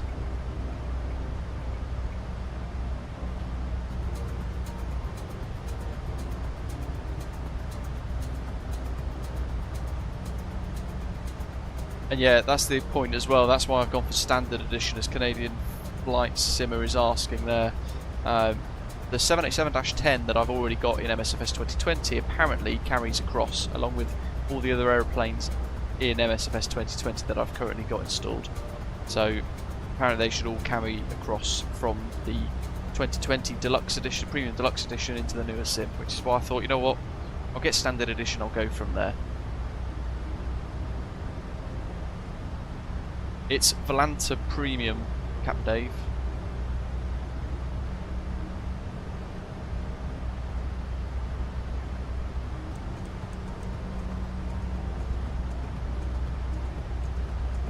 Let's go back outside, shall we? Get some more of these views. Look at this. Let's catch some contrails for the first time in the jet. Look at that. Little screenshot there. There's more and more and more liveries being made available inside the iFly manager as well for this, so when it does get released, look at the oil on the bottom of those engines. Jeez, look at that. Dirty. There's going to be batik. There's lots of different TUI options, including that kind of retro heritage type TUI livery with Hapag Lloyd kind of taxi livery in a third of it and all that sort of thing as well. There's quite a few different options. When we land, if you guys remind me, I will load it up and I'll have a little look to see what we've got available currently. But naturally, this is all pre-release, so features might change prior to its release, including deliveries. And I'm sure loads will be available pretty quickly on flightsim.to as well. Stevedra, of course, makes a lot of really nice PMDG liveries. He's worked on this fantastic paint scheme we're using today for iFly.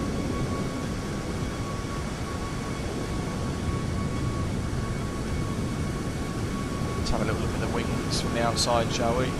Look at this, up close.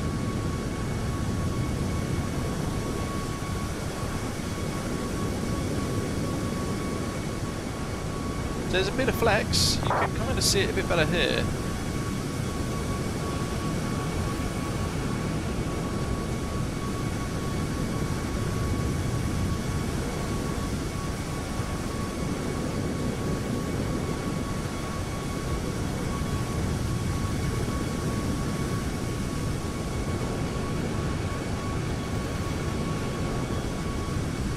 Looks great, doesn't it? Look at that.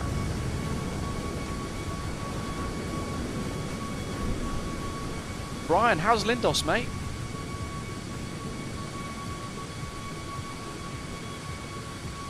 Hopefully you're enjoying the weather.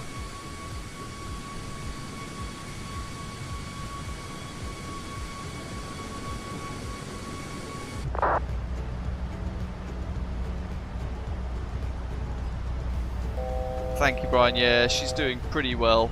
As I said at the start, when I've got basically a German Shepherd puppy at home, folks. For those of you who don't know,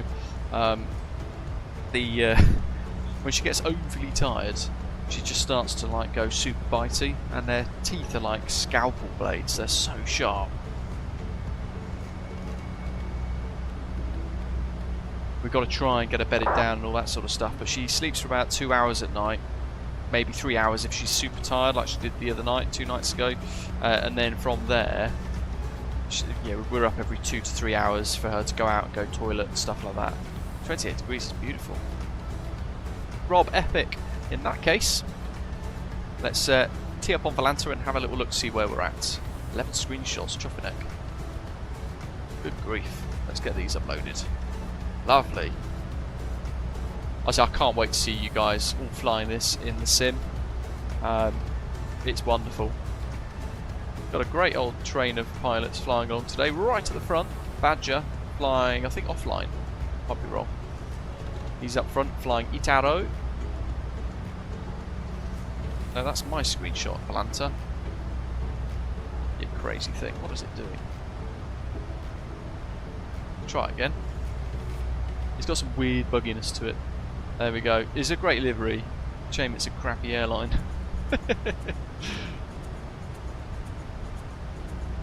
They kept Alitalia alive for too long, really, didn't they? All the muddy laundering and dodginess going on with that. But yeah, I do prefer Itaro as a livery by a long shot. But there's Badger, followed by Osprey 784, which is Carlito in the A321neo. No screenshots. Kev, oh, he has got a screenshot, I think, unless it's mine that's just uploaded. Doing weird things today, Volanta, isn't it? No screenshots. Oh well. Kev's flying along, Chanix 1 Delta Golf, and then we've got AT Flight First Choice 71 Charlie, which I think is actually, love that, repping the old school First Choice livery. Great screenshot as well.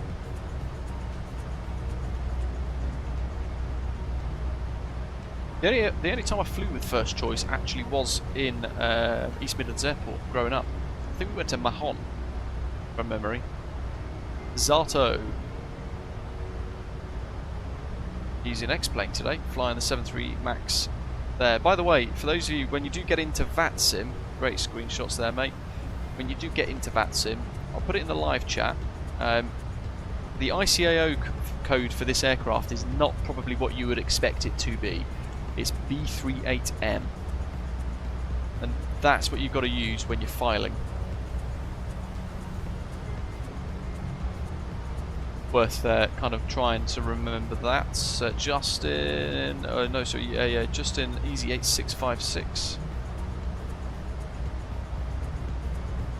Oh, little Perry fence shot, nice, like it. East Midlands looking busy.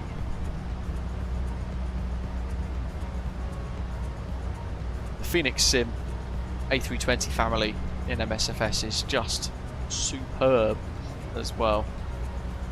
Turbo Stigs behind him, Osprey 2472. Ian, repping the virtual airline. Great screenshots again. That's a fantastic climb out shot.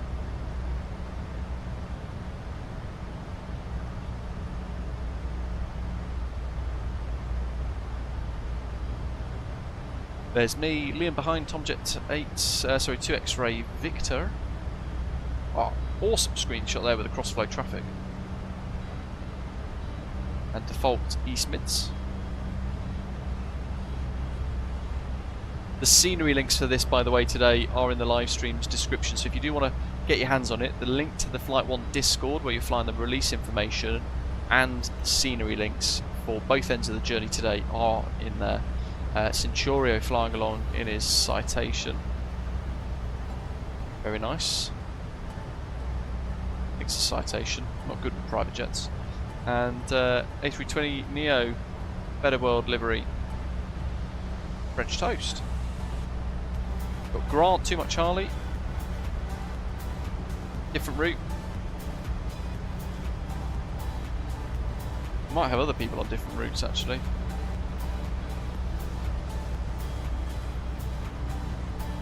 pretty good. Just gonna have a little look to see if we have got anyone else flying along with different routings. He's got far. Charlie 2 has already got an emergency and he's only got down towards the Brighton coast. We've got LMML.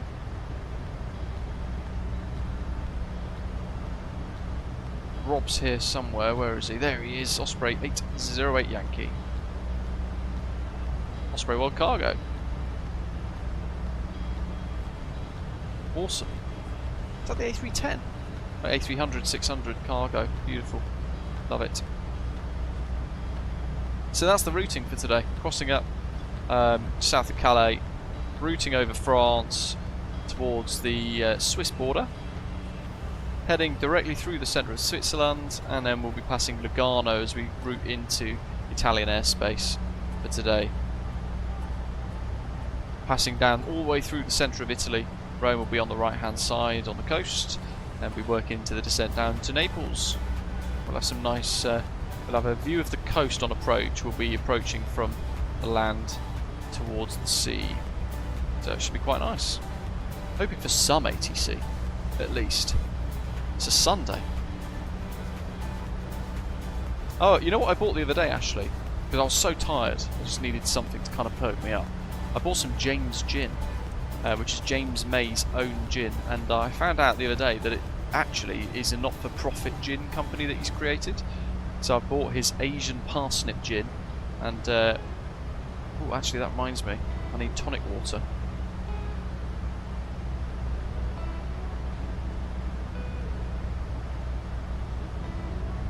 Better add that now, real quick. Otherwise we're in trouble.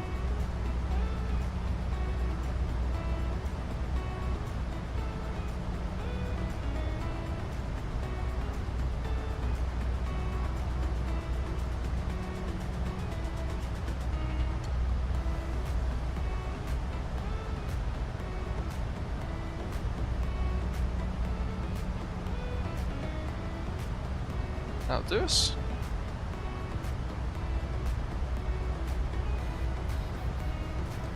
Naples event on at 17Z. Oh, that's a shame. We won't be missing. We'll be missing that, unfortunately.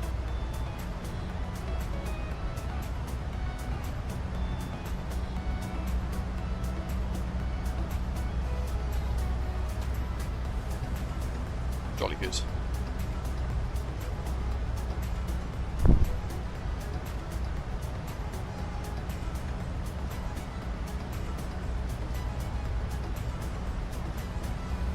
Not sure, Justin. Yeah, I'm glad you're enjoying it, Badger. You were, as you said, on the fence to that for a little while before you pulled the plug, pulled the pin. But yeah, the Phoenix Sim A320 family are stunning aircraft. Sato's put the ICAO codes in the live chat for you folks to just get you familiar with the MAX types. 737 MAX 7 is B37M. 737 MAX8, which is what we're in today, is B38M. 737 MAX9 is the B39M. And B3XM is the 737 MAX10. Bit confusing, but you will need to know that if you're flying on VATSIM or even other networks like IVAO and all that sort of thing as well. So you file it all correctly. But as a reminder, 40% discount on the iFly 737 MAX8 for MSFS if you've already got it in P3D. That'll bring the price down to about $40 odd, I think. If not, new users like myself, it's brand new to the sim, coming at some point in the future, but there's no date for it. It will be priced at $70 US, which is a very good price for the amount of detail you get, I personally think.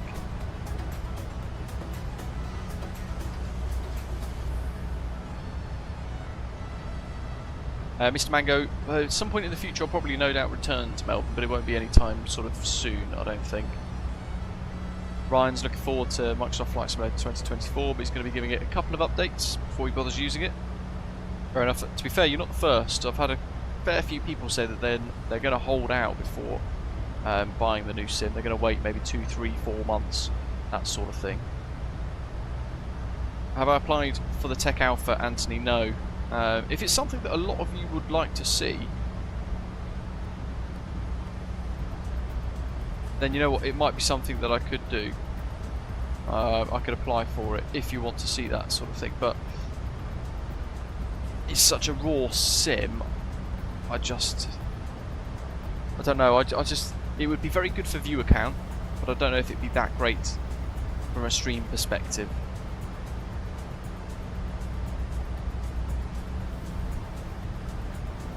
Ed, the Max is really good.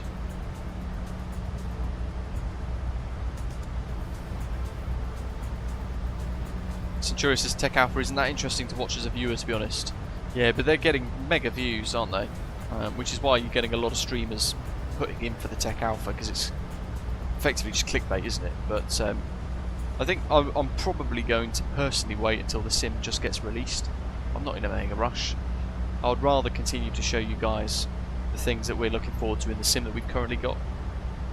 And in the streams like we are today, we can talk about the new sim and the things that we're finding out prior to its release as the news kind of trickles out from the Microsoft team. It does look phenomenal though, doesn't it? It looks absolutely stunning. Autumnal trees. It just looks really, really nice. So I'm looking forward to it.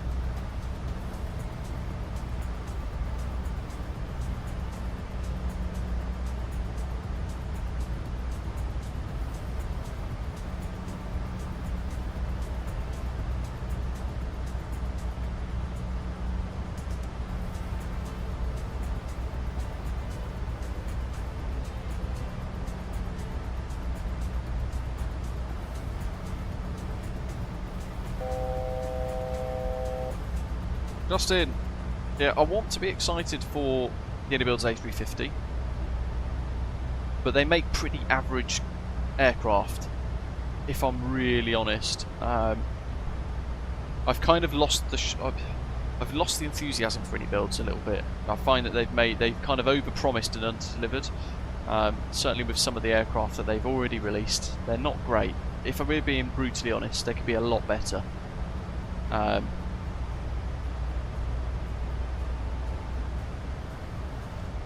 And instead of just focusing on fixing the A300, for example, what they've taken is however many millions of pounds, I'm sure, or some large sum of figure undisclosed from the Microsoft team in order to make the A400M and that kind of thing that's coming in the new sim.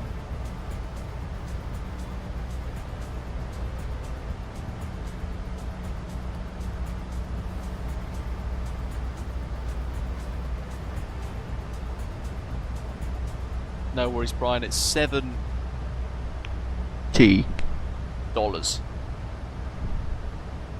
Hopefully that's quite enough. Absolutely, Avgas Kool-Aid. Saying there, too many treating the Tech Alpha like a beta and making good and bad judgments based upon it. It's a stripped down build, only getting data, that's it. So there's not really much to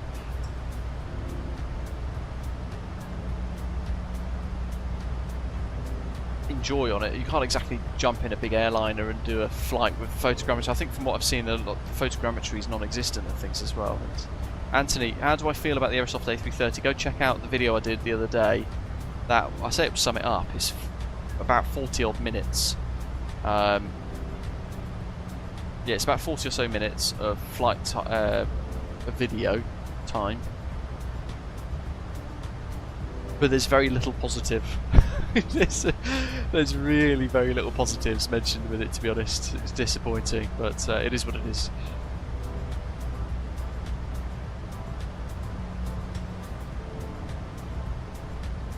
No, Brian, so I've got a profile set up. So the one in New Sky for Osprey Airways pilots, those of you who fly for the VA, the 737 MAX8 that I've added into the fleet already, the one that I'm using today on this test. Boink, there's the logger.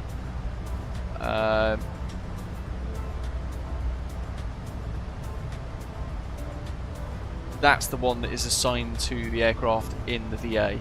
So I've taken that from the Flight 1 Discord. So there's a bit of a test with that as well, because it's the furthest I've flown in it, rather than just kind of Heathrow, Manchester, Edinburgh hops, bit of circuit bashing, that kind of thing. to get used to it for the video that I did the other day. This is the first full, proper, longish flight for the jet on VATSIM as well. It's a bit frustrating the GSX passenger thing hasn't worked, because I ticked the box, pressed close, and it hasn't done anything, which is annoying. But that might be a video for another day. The flyby A380 is going to be wonderful, I think, but again, I have to hold our reservations. We really don't know what these are going to be like, and you've got to strip away the marketing still. So we're all getting excited for the A350 for mini builds, but what we've seen is a lot of marketing hype. Even the preview updates, the announcements in their Discord servers, they're worded in such a way to excite, but actually it's just marketing. Any announcement you see from a developer is just a marketing piece.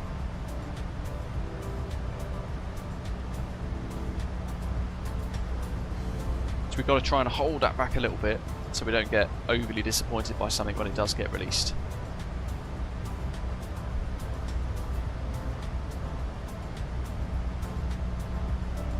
Night Shadow, no, just one way today. You might have missed it, but I've got a very young puppy at home. We've got to do bits of training, bits of obedience, still get her used to her crate, still stick to a routine as well. She's not had her second vaccination yet, so for the next 2 weeks, this sounds ridiculous, we've got to carry her around in like a pushchair so that we can get her out there exploring the world, because her feet aren't allowed to touch the floor yet, and if they do she can become quite ill, and she's not been vaccinated and all that sort of thing. Which looks ridiculous, but she actually quite enjoys that. So we have like an afternoon pushchair stroll around the block, meet a couple of neighbours and see some cats and see the pigs in the field opposite as well. I like to pick her up and hold her, she can watch the pigs from a distance.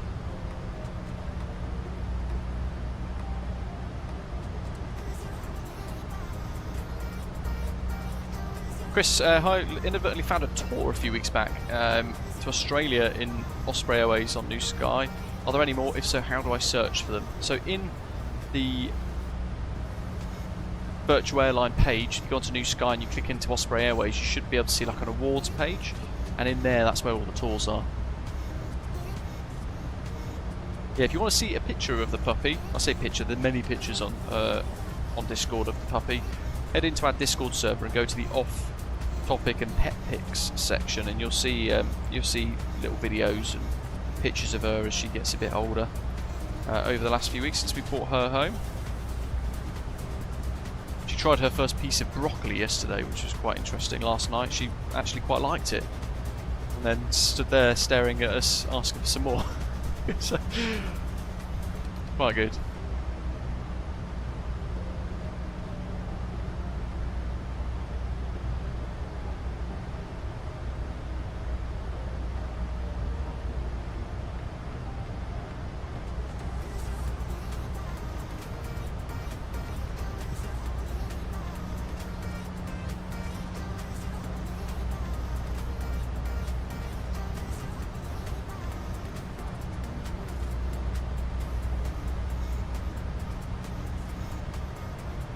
Yeah, being sceptical, Canadian Flight Simmer, I think maybe progress for the A32NX could have been a bit quicker. It kind of stalled out a little bit, hasn't it? And maybe we could have seen a bit more development from the A380, but I think some of the developers, like Boris for example, doing the sounds, they've used the fly-by-wire project as a platform to create their own businesses, if you like.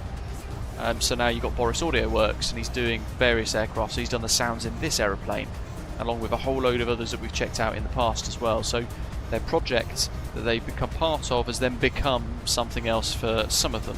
They've branched off into contracts with different developers, created their own businesses and all that sort of thing as well. So that then takes more of their time, which then means that their freeware project work gets kind of dialed down a little bit. Is it the Erica 1 arriving for Flight Pilot? Yes, Erica 1 Alpha ILS 24 Zulu via Bento. That's what we're expecting into Naples.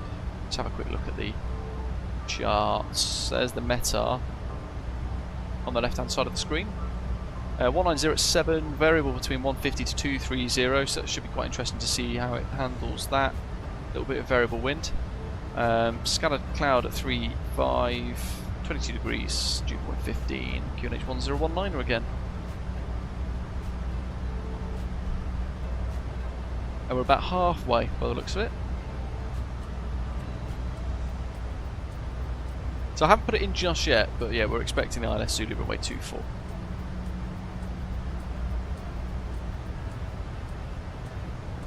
There's a lot of traffic there.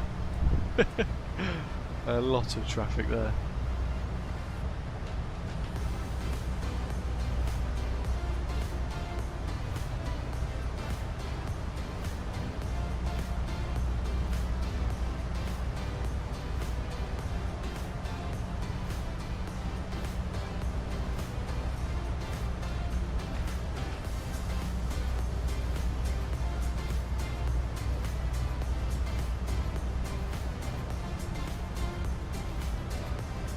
Oh look, there's a grab handle there as well for the captain. Ooh. Is that the light? Yes! So it's just one click on, one click off.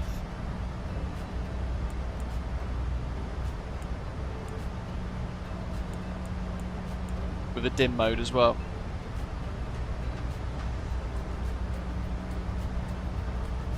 Again, nice little feature that we just spotted on the off chance. Shall we have a look at the night lighting? I know it's a bit of a gamble because I worry that these things might cause issues when I change the time. But shall we wind the time forwards to night time and have a little look, see what it looks like?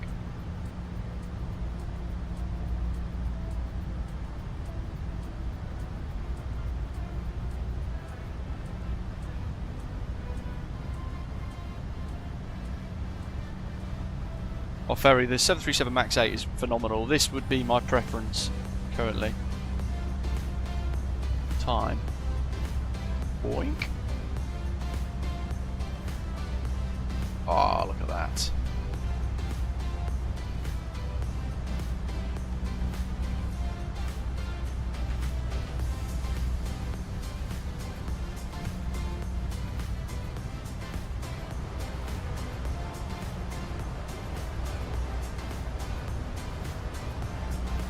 Pretty cool, right?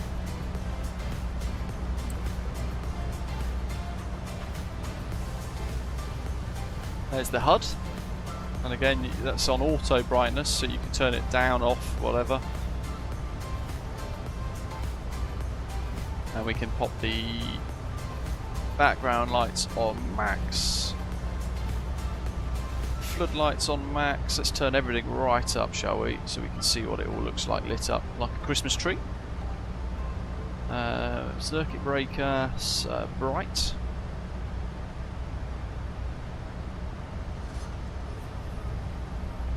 And charts.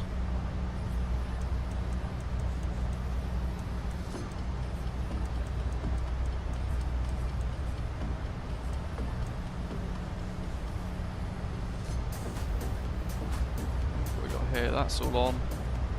That's all on. That. We can turn that one on as well, that's already on actually. There's ones on this side, I think. I might be wrong. Oh, there's the red knob. There it is, look at that. Looks cool, right? Remember, radar's online. Let's look at the cabin lighting. Super bright.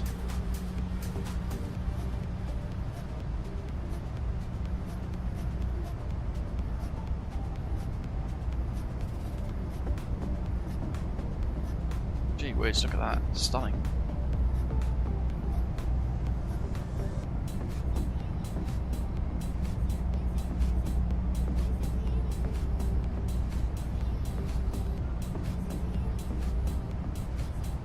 Might be an option in the system for oh look, you can't go through the door. You have to open it. Actually pushed me back a little bit there to then get in and close it. Did you see that as well? Flight deck door light. That's so good. Let's go back to live time. Keep finding things that just get more and more oppressive with this, as corny as it sounds.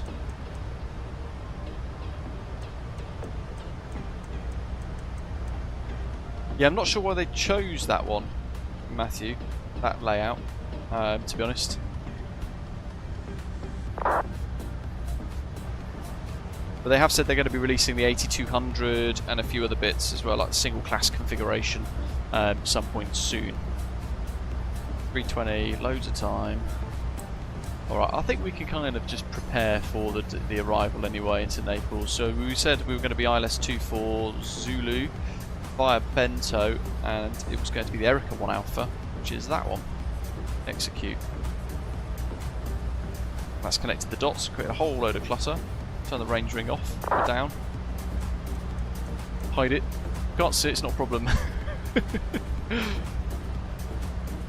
And at Adina we need to do a fuel check really as well. We've got 5.3 on, so I haven't done any of those today. Adina 4.8. We'll see how accurate this profile is, shall we?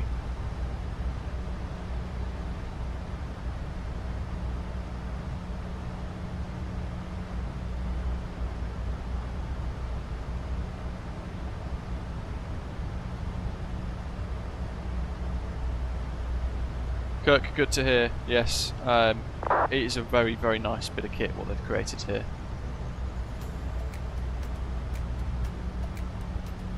Actually, what stuff do we need for... That's an RNAV arrival. We've got Lockdimmy, Naples, VORs, Cappuccino. We've got 2 VORs, 10.95. And 10.15.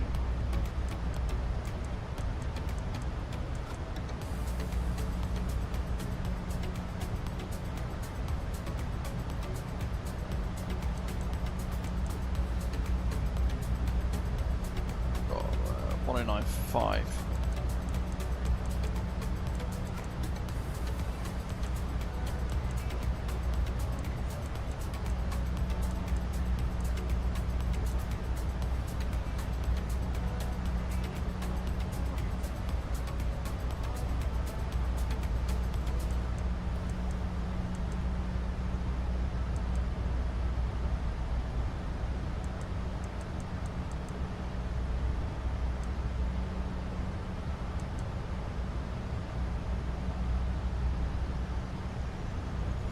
Good.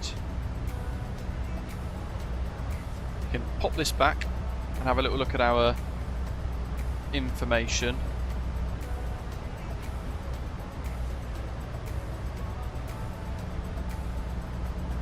First configuration, both operational. Flaps 30. What's the runway length? 2628. We'll do flap 30 first. We'll see what happens. Dry.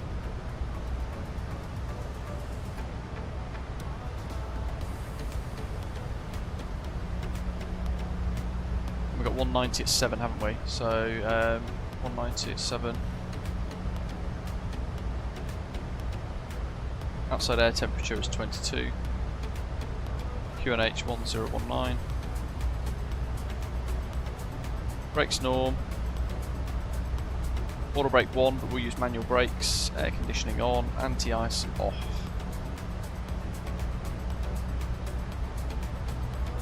Right, 24. They've got lots of different system configurations here. So if we have, for the landing performance, any problems with the jet, you can find the non-normal configuration, trailing edge flap disagreement, for example, for flap failures, that kind of thing, hydraulic system failures, manual reversion, different flap modes, all of that stuff, and you can select the one that is appropriate. But we have none, so I'm just going to press complete on that. You have to choose one of those, and it's given us a warning there. Look, landing distance available 2628, landing distance required 2730. So if I then change that to flap 40, we're green. I think in Birmingham we landed flap 30 on the preview video, so we'll do flap 40 this time, why not? And we'll have a little look, see how that works. Show dispatch. and we get there the dispatch landing data.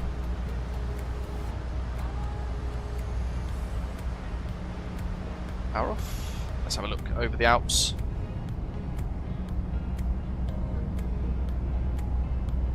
Can't really see the wing flex. One would expect maybe a little bit of bounce to the engines, but I suppose maybe not at this altitude, I don't know. Not familiar with the 737 MAX in real life. I don't fly Ryanair or anything like that. Lovely Alps though. Let's get some screenshots.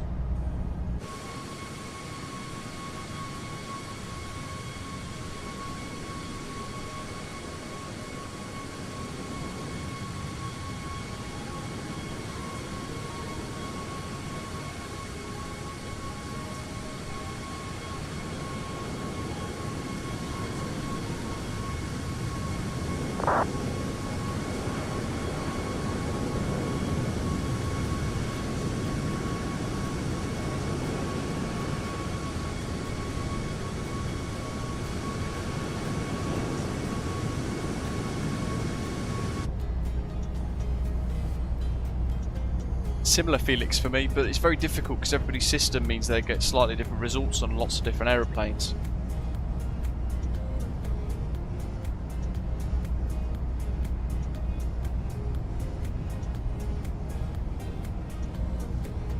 Note from Ashley there for the NOTAMs and stuff. I think they're runway conditions 666, contamination dry. Expect 1 out for arrivals, traffic shall maintain published, speeds unless instructed. And we might get different routings there based on any traffic, and that's information alpha. That's from the 80s, in fact, not the NOTAMs. Baby brain. Look at that. That's my favourite view.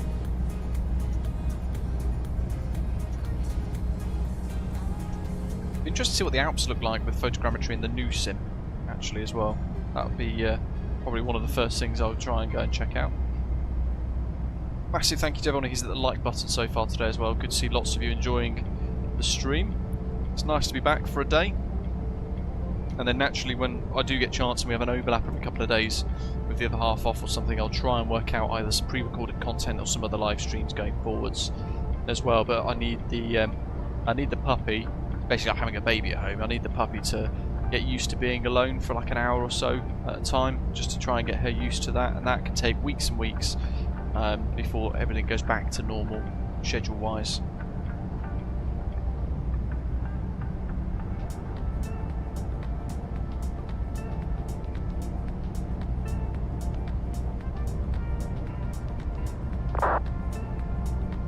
Yeah, not much wing flex.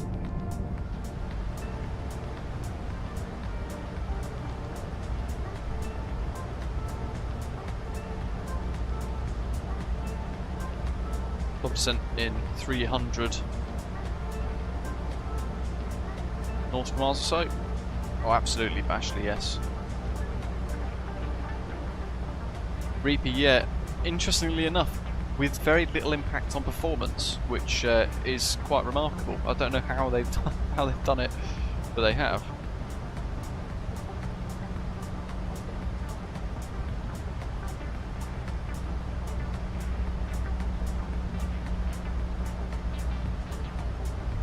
Yeah, I really don't know when this is going to release, unfortunately. There's no time frame for it whatsoever.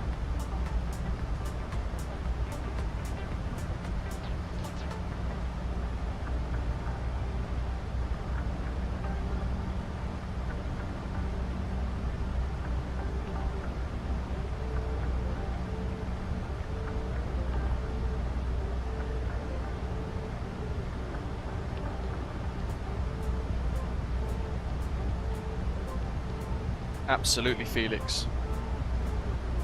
I think the texture work that iFly have done is pretty good, Reaper. To be fair, if I zoom in there, look at that. You've got the reflections on the top of glare shield kind of light bar.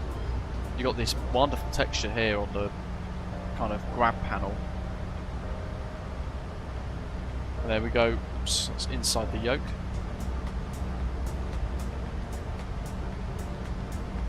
I think that's pretty nice. I am running the sim in native 4K.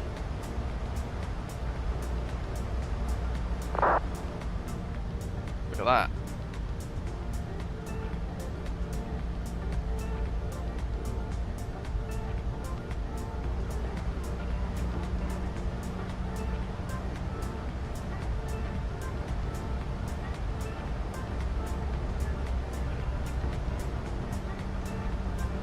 Hopefully we're all doing MAX8, otherwise our spacing is going to be really messed up when we arrive.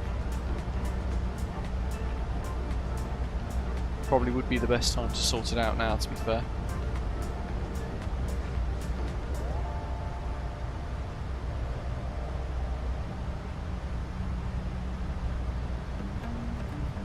Weather's an auto, so the weather radar stuff's in this bit here. I can't seem to actually get any weather data, so I don't think the weather radar works, not at least in this version that we've got. I'm not sure if it's going to be done in the right... I don't know if it's going to be done in time for the new version being released.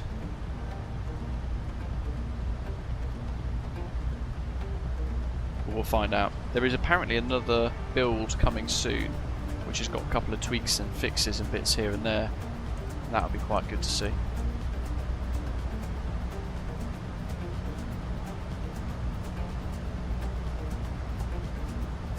What stand did this aircraft land at in real life? Let's have a little look. Tom 5 Yankee X-ray. Try and park at the exact same spot from t'other day. This route, by the way, that we're doing was actually flown by this real aircraft on the 11th of October, so just 2 days ago. So we're replicating that. The aeroplane in real life is currently based at East Midlands, this registration that we're using. Oh, interestingly enough, when he gets to Naples, he stops being tracked. So we don't know.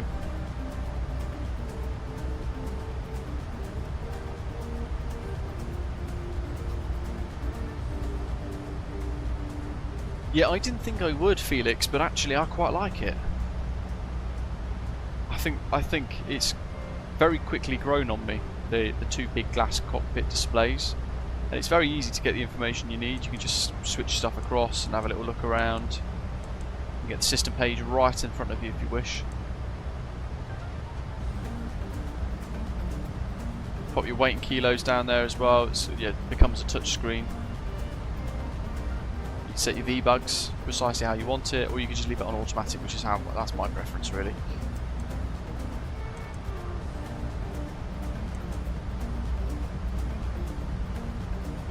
So there is a lot of kind of display information, and they are touch screens. I'm not sure, Ian, you're asking if you can pop the screens out. I'm not sure.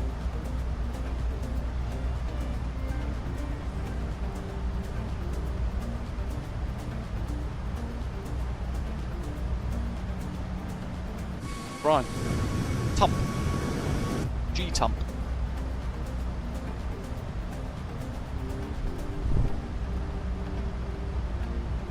.9, so we're well above, we're just above fuel burn. That's 4.8 for the estimate, and we're past Adina.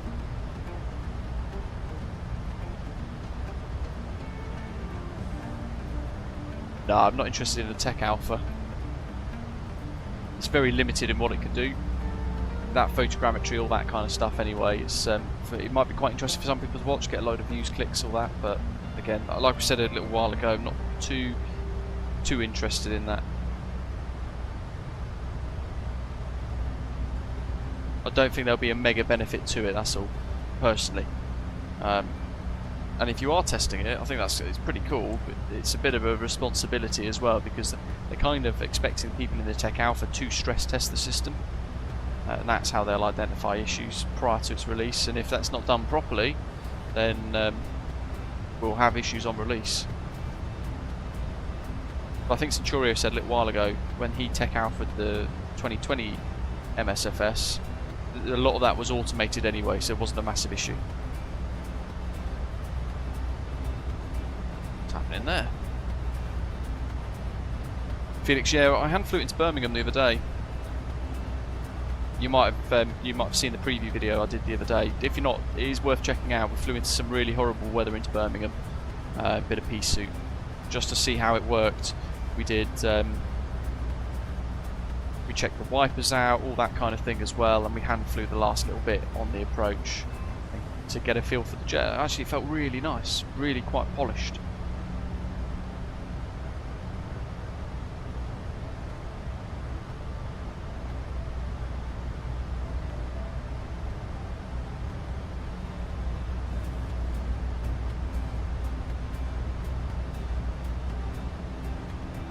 Oh, Zato, no.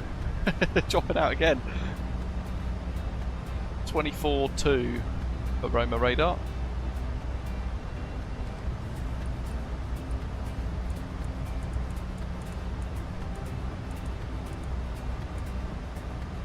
What's really nice as well is there's competition now in the market for this. Canadian flight sim, yeah, there was like a wiping kind of animation, and so it appeared to be clearing the screen, yeah.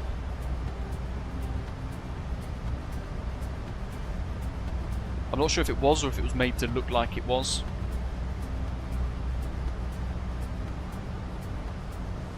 Well, we've got inbound course 235. We could do a bit of sort of pre-approach setup, nice and slowly.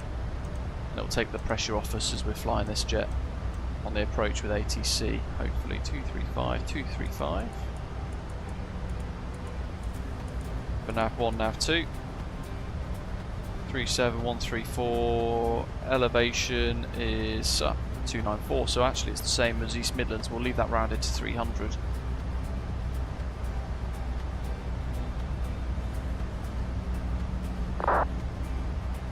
And the transition will go for TL90, which is what we had earlier.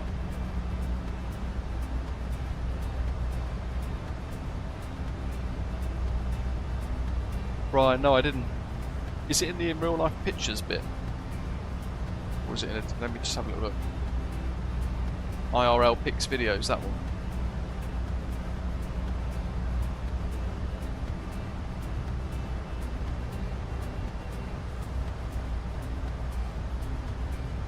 Oh no, got it. There you go. It's in other screenshots. Nice. Oh, very close, yeah. Basically it's sibling aircraft. Tumo. Where's that one based then?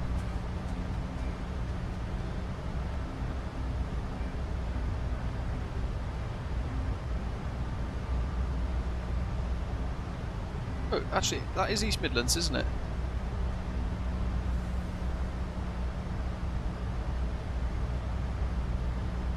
Yeah, I can see the 0927 in the backdrop.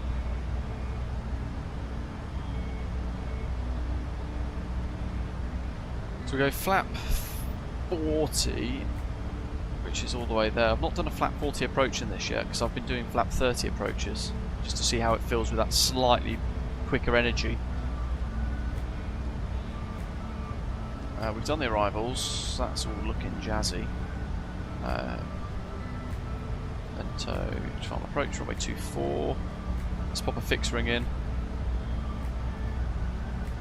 We've got, what we got here, Rook 3910, 2200 at 5.6, so we'll do 6 DME.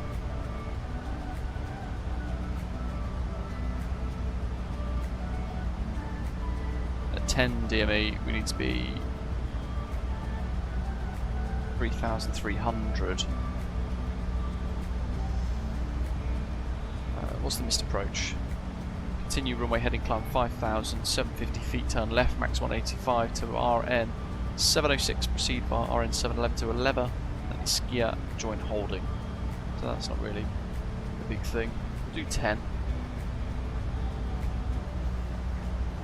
Just want to have a little look to see what this suggests, because at Uruk we want to be at 3910. 3910 above. 22 final approach. I'm not going to change any of that. We'll go A via whatever ATC tells us, but if not B, we'll actually stress test the VNAV profile and see how well it handles the approach. Suggesting that actually we step climb now for a saving of 1.7, but we shan't bother. Done the forecast, so that's ready.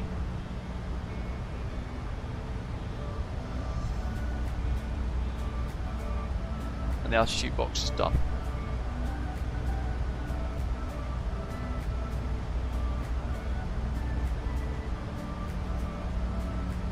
Felix, no, don't. To be honest with you, I've had the Thrustmaster Boeing yoke since about a year. I've had it 1 year, 3 months, and it's lasted a year before it's started to break.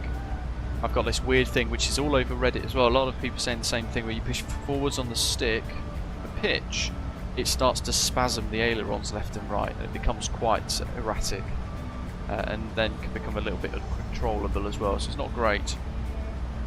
So for the price, can I recommend it? Absolutely not.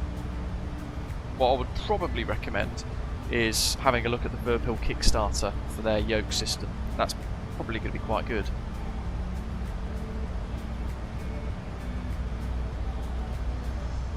But I've not seen the price yet.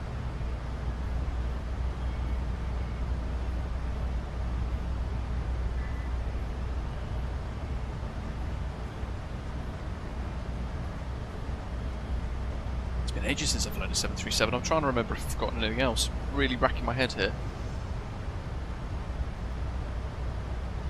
VNav. There's the progress page for those of you who want to see it. We'll go through the various different little bits of system here. Not released net Panas, no.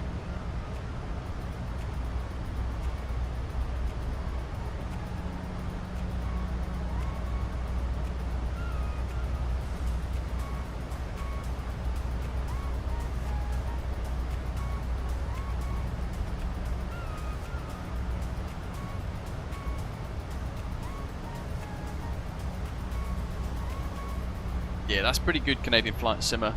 Protected at all costs. It's just otherwise you'll end up with a problem like me. I am actually using it today. Touch wood. It's been okay so far. I thought I can't fly. I've got a Wing HOTAS which I fly with the Airbus, which works really nicely. But I can't bring it upon myself to fly this with a stick. So I thought I'll dive into it with a yoke. 207.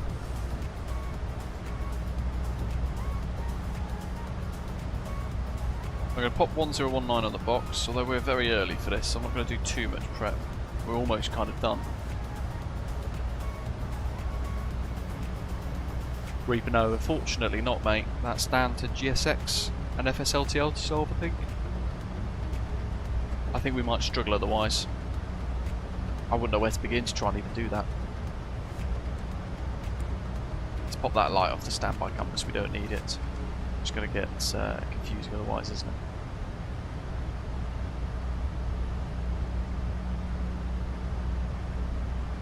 Try again, Panos. It's on like a 1 minute cooldown, so people can't spam loads of metars basically.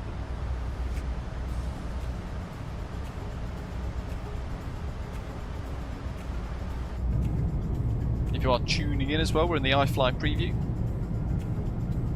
The most detailed custom cabin in any aircraft in the sim to date as well. Just a little refresh of what some of the features are in the bird.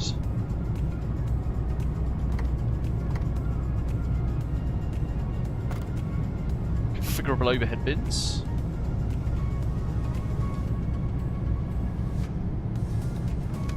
Tray tables.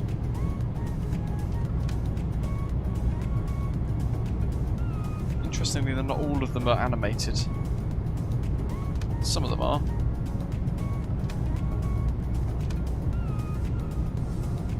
Armrests don't go up, but that's fine.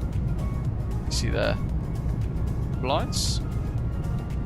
There's that gapless, windowless bit there with the air conditioning riser inside of that, and you've got curtains that are animated as well. Very nice. I think I wanted to have a little look here because I think there was an option for. Let's have a little look. System page.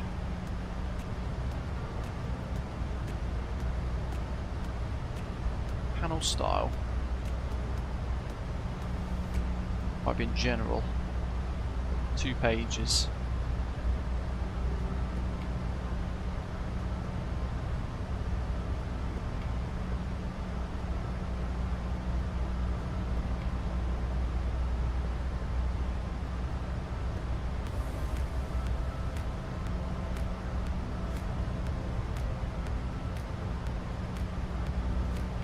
Trying to work out if there's like a cabin lighting option. Doesn't seem to be there is one. Radio auto tune is a feature as well.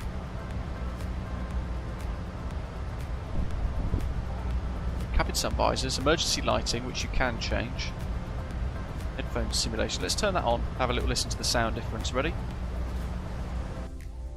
Ooh. Peaceful. Got your Bose A1s on, that's why. Not bad.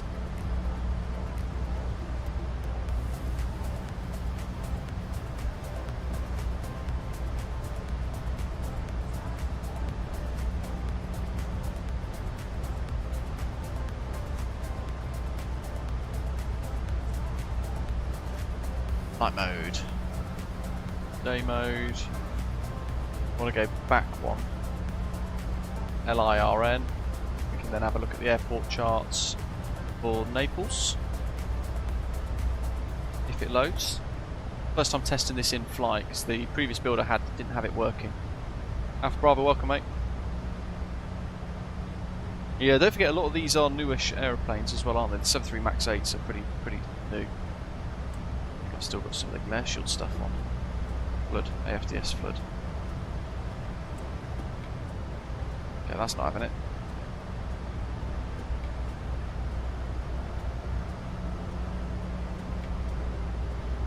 It'd be quite cool to actually have a real good exploration of this.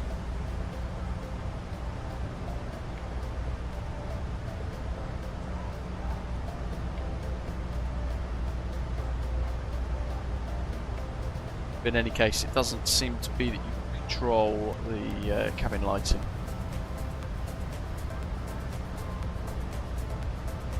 Oh, Brian, nice. What does that entail?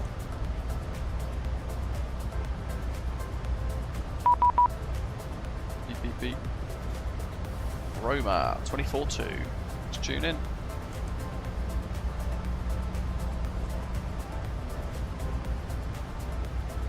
Roma radar. Good afternoon. Tomjet 5 Yankee X-ray. Flight level 370 inbound Newquay. Good evening, Tomjet 5 Yankee X-ray radar contact, flight to Erika 1 off arrival, ILS runway 24. Good evening, Erika 1 Alpha, ILS 24 to be expected, Tomjet 5 Yankee X-ray. Osprey 784, descent 9,000 feet, QNH 1019er. QNH 1019er, descend 9,000 feet to Osprey 784. Still got a fair way to go.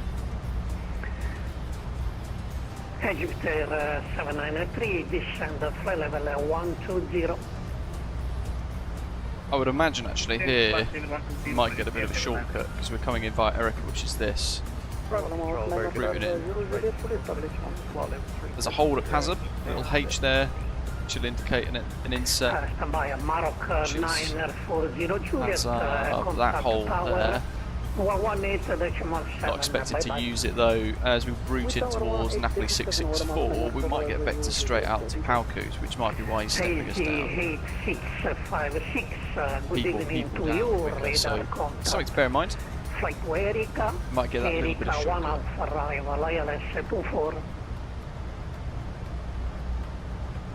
Good evening, Roma Centre, Easy 8656. Flight level 370, just through Newquay. And arrival runway 24 for 8656. Yeah, Erika 1 Alpha arrival. Pilots departed Stuttgart 7 minutes ago, very nice. Fair enough, Brian. Is it free? Or are you paid for your flight net? Because it sounds like something they should be doing themselves. Good evening to you. Flight to Erika 1 Alpha arrival. That's 100%. Sounds like a paid role. Hopefully you're not doing that for free, Brian. Or you're getting something in return.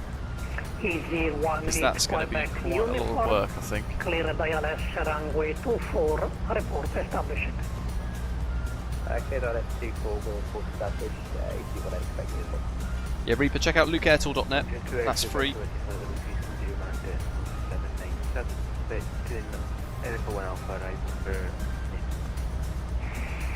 Tom Jet 2 X-ray Victor, affirmative, Erika 1 Alpha, ILS 24. Open Alpha, ILS 24. Okay, Iberia 32 Golf Romeo, turn right heading 130. Right heading 130, Iberia 32 Golf Romeo. Royal Maroc 823, descent Got such a heavy accent, this guy. feet, QNH 1019er. Nav display wise, there's a lot of extra features in here as well. So there's the local kind of airports nearby. You can add in data, add in POS, get the little kind of indication up there. Terrain, mapping, blue sea. Everything else is something you might crash into. We'll utilise that a bit more on the approach because you've got, I think, is it Mount? God, I can't remember now. Is it Mount Vesuvius in Naples? I'm not sure. Iberia 32 Golf Romeo, Stations as well for VORs, NDBs, that sort of thing. ILS 16 left. And we've already spoke about weather mode. Descent 4,000 feet and cleared ILS runway 16 left, Iberia 32 Golf Romeo. Osprey 784, descent 7,000. It's pretty chill. Clear Gotta work ILS into the descent runway later. 24, you are number 2. 7,000 clear ILS 24, Osprey 784. Oh, he's well into the descent already. Where is he? We are just into his airspace. 784. Oh yeah, there you go. They're already kind of routing around that dogleg around Naples.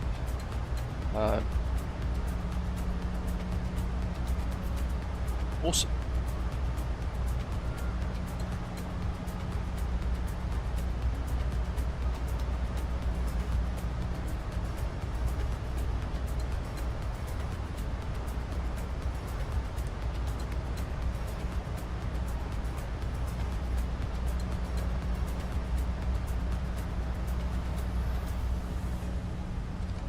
If there's got to be a way to toggle the lighting.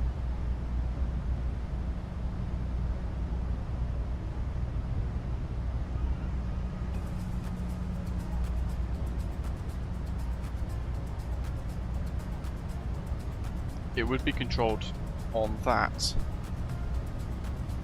which is clickable.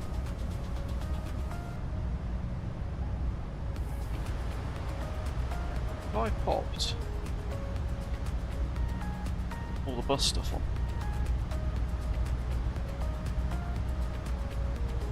Oh, chuffing neck. I knew there was something. There you go. Cabin utilities, IFC seat, passenger stuff.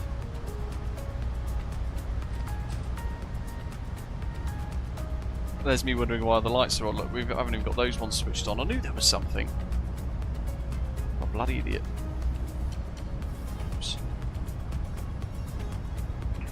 Romax Ryanair 8595. Ryanair 8595, transponder on Charlie mode, thank you. Ground surface for 3 seconds. Justin, you mean that? He is on Charlie mode. Sorry for the delay. Level 370 on course to Alaxi. No. Ryanair 859er. Oh well. But we have got different lighting now though. Radar contact.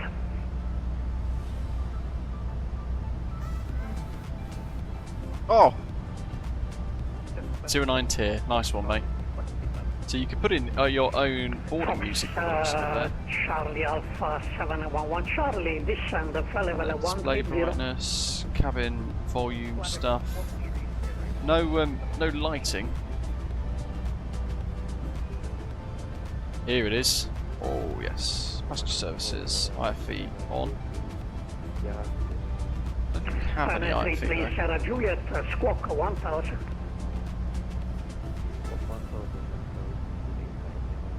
We go on to meal. Somebody asked about custom cabin lighting earlier. Turkish 63, this is Roma North, monitor Unicom. Bye bye.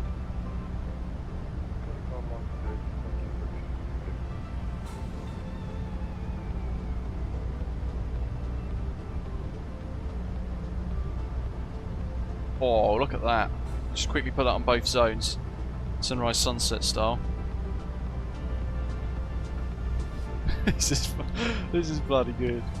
Takeoff and landing. Is it going to do both?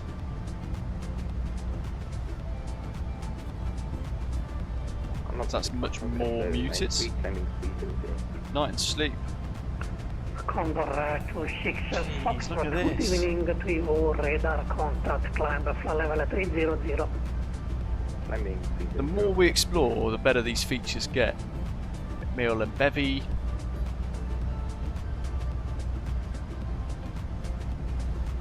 Mighty impressive, isn't it?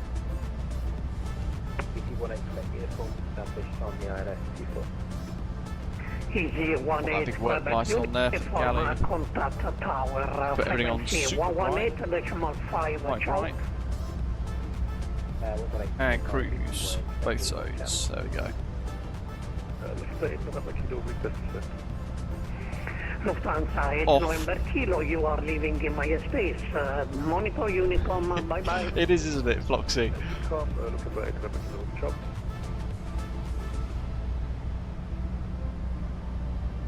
White bright, white bright.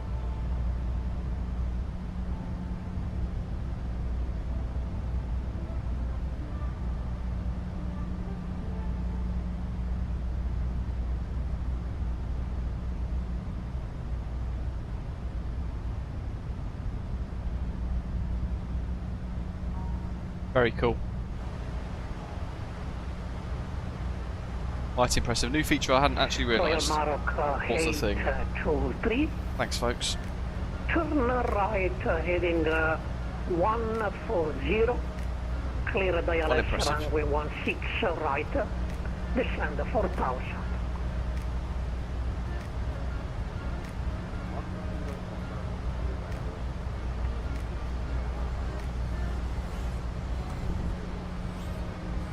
Runway 16 right, sir. 2 tons each, there's 4 remaining. We were supposed to have Iberia 32 Golf Romeo is established on there, left runway 16 left. 0.2 for the Iberia reserves. 32 Golf Romeo, So contact tower making it close. 118.7, bye bye. Contact the tower 118.7, thanks so much. Iberia 32 Golf Romeo. Bye bye. Napoli Tower 18.5.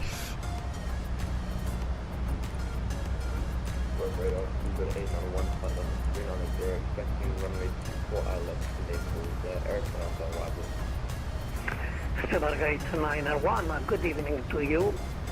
Flight to Erika, Erika 1 Alpha arrival, ILS 24.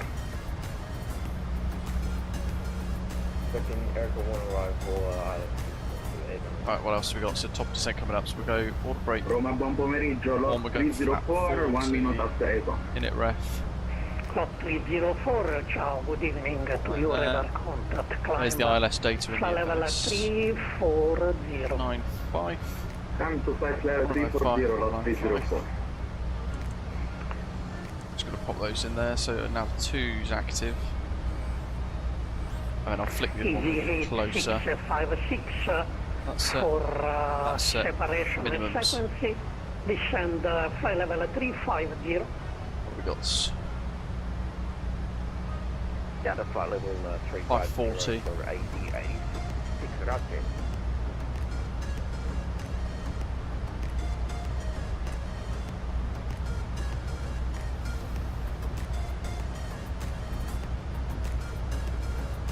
Good afternoon, Sensor Griffin 9 Romeo Zulu, flight level 330. Griffin 9 Romeo Zulu, ciao, radar. It's quite a long final from Bento. It's an extra 5 miles on the run in. That'll give us a bit of time to get stable.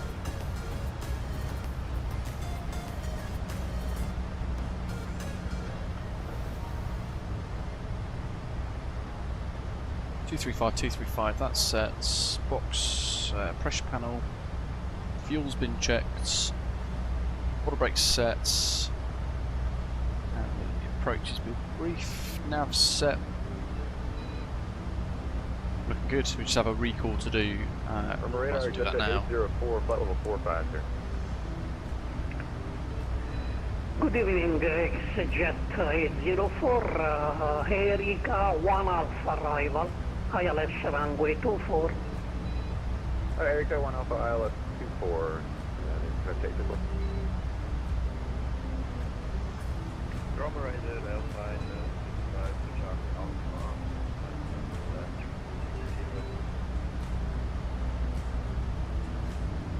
Alpha. Opana 65 Charlie Alpha, good evening. Flight to Hector, Hector 1 Alpha arrival, ILS runway 24, descend flight level 140.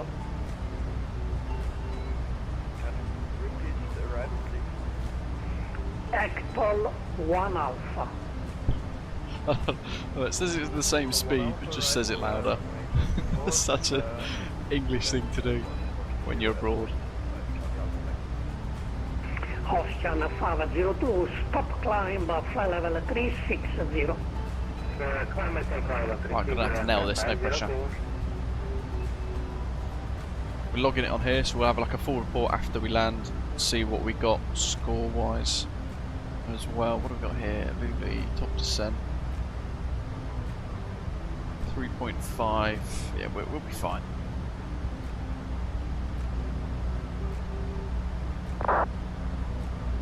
Bring that into 80, 40 to go. Nice little tailwind. What do you guys think? Scale of 1 to 10. 10 being absolutely mega. Contact tower 118.5. Bye bye. What would you guys score this? 118.5. I've been seeing it over the last few hours, probably on various different streams, things as well. Pretty good, right? Egypt Air 793, descend 6000, QNH 1019. It definitely feels like the most complete aircraft that we've got available at the minute, by quite a margin, even more so than the Phoenix stuff, because yes, their system depth is crazy good, but the extra bits that they've done in here is just sort of creme de la creme stuff, isn't it? 823, contact tower. Cabin lighting, all that kind of crazy stuff as well. Very impressive. Mikkel's gone high at 9.8 out of 10.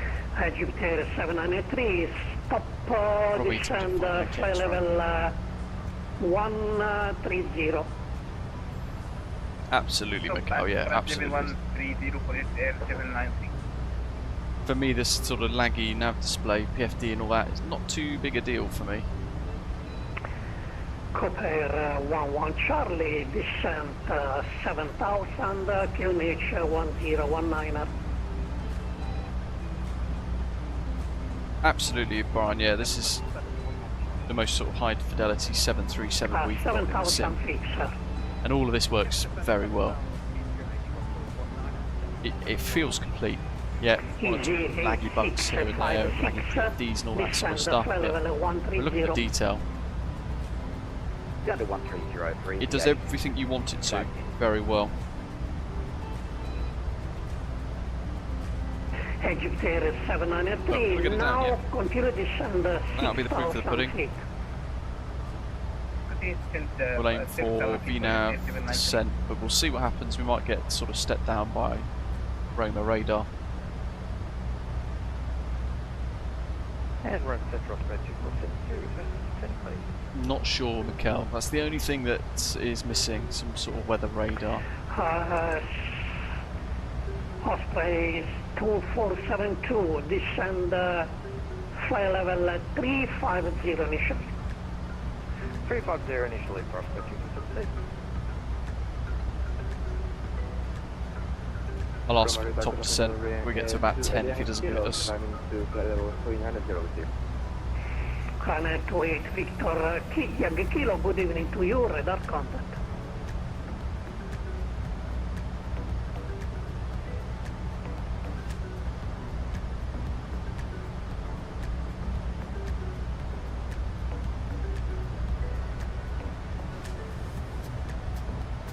What does everyone else think? Miguel's gone for 9.8. I went for a sort of 9.5-ish. I'll probably agree with 9.8. To be fair, sort of somewhere in that bracket. But 65 Charlie Alpha. Continue descend flight level 110. Some of you might have actually spotted bits that I've missed.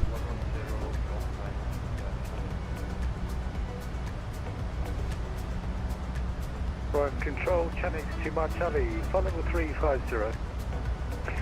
Channel 2 Mark Charlie, good evening, flight to Erika. Erika 1 Alpha arrival, ILS runway 24. Erika 1 Alpha arrival for RLS 24, Channel 2 Let's set that for now.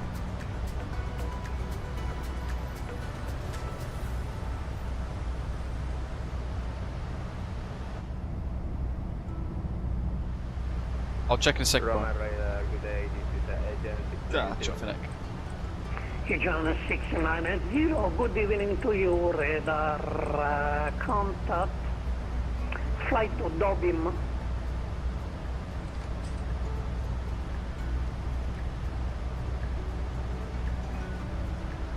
Okay, now we're getting the warning. Reset MCP. EGNX 690, so that's do you implemented. We can reset, clear that. Yes, I got you. Stays on the box. Dobim. Come on, we need to get in now.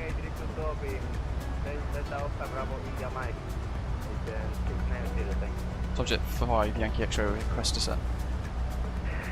Subject 5 Yankee X-ray, descend flight level 310. Send 310, subject 5 Yankee X-ray. And Osprey 2472, descend flight level 290. 290. The arming lever. Ocean 502, leaving in my space, monitor Unicom, bye bye. 502, ciao. I don't know where the arming lever is. I'm not clicking the door.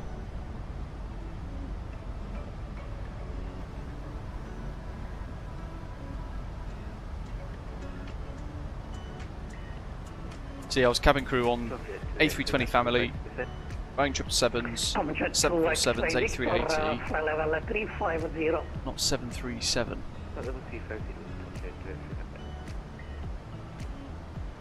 Flag must be across the window when slide is engaged. Is the poppers there?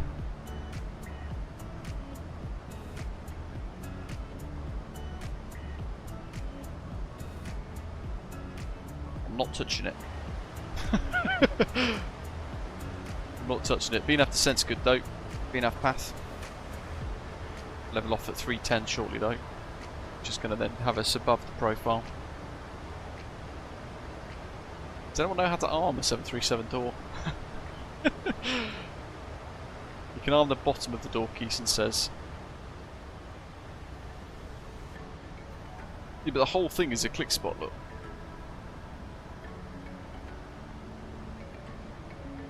So I assume it's just that. Oh, I'm going to click it anyway. Oh, there we go. Nice. Extra feature. 11 Charlie, clear ILS runway 24. Exciting then, that was triggered. Like alternate gear extension accident all over again. Osprey 2472, descent. Fly level 210. 210 from Fletching Wednesday. Tomcat 5 Yankee X-ray, descend fly level 270.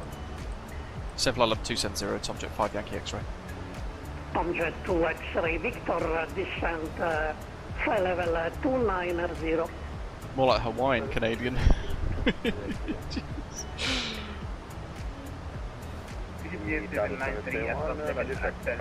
To be fair, all it would do is just add to the kind of 737 MAX issues in history. Catania, bye bye.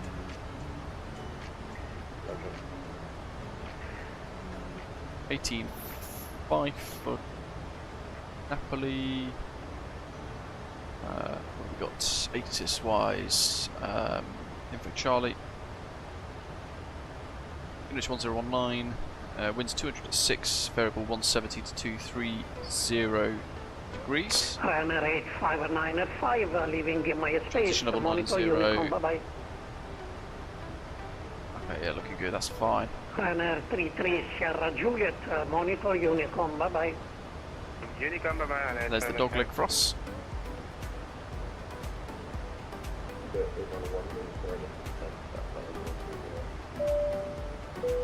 Speedbird Gate 901, stand by, maintain 390 for a while. So many features. Exjet 804, descend level 310. But yeah, a lot of you might be watching thinking, you know what, they can just send it, release it now, but they're waiting for just little bits here and there to be polished. Shows you they want to get it right from day one, which is very nice.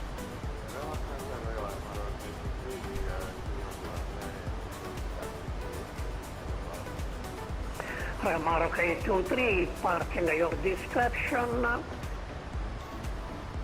And bye-bye. There's them fixed rings that we've put in, the blues, the missed approach, and the hold at Ischia. Good afternoon, Eurings 889 with clearance on 308 and pushback. Does holds very well as well, do you have a clearance which we did at the preview the other day. Yes, I have clearance from tower, the last clearance from. Yes, so start and push approved, destination 1019. What's our range from there? 40, it's 80 actually, so lots of track miles left. 270 on the path nicely on Vina. Royal Egypt Air 793, descend 4,000 feet, turn left heading 200, clear dial 16 left.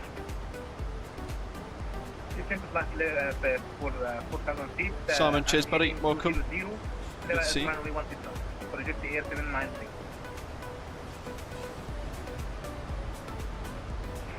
Osprey 2472, descent flight level 160. 160 for flight 276.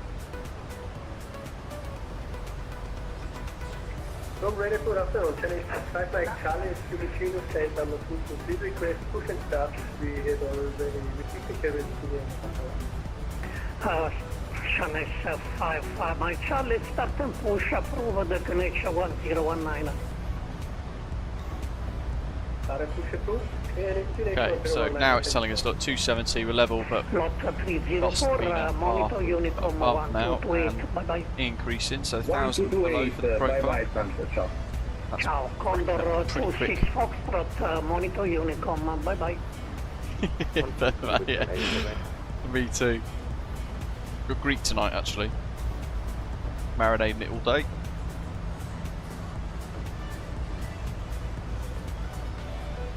Hello, good evening. 40, 80. Station calling, course sign please. I'm going to give him another minute or two before we ask further. Next.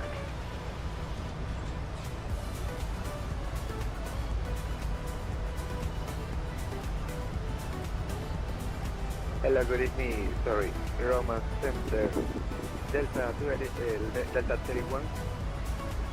Delta 31, very squawk high 1000. above profile now. Squawk 1000, Delta 31.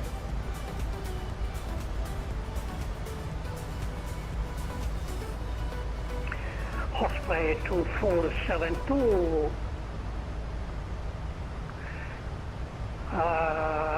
Descend flight level 150. 150, prospect 276. Come on. Easy 8656, fly direct to Ukov. Uniform Charlie Charlie, Oscar Victor, Ukov.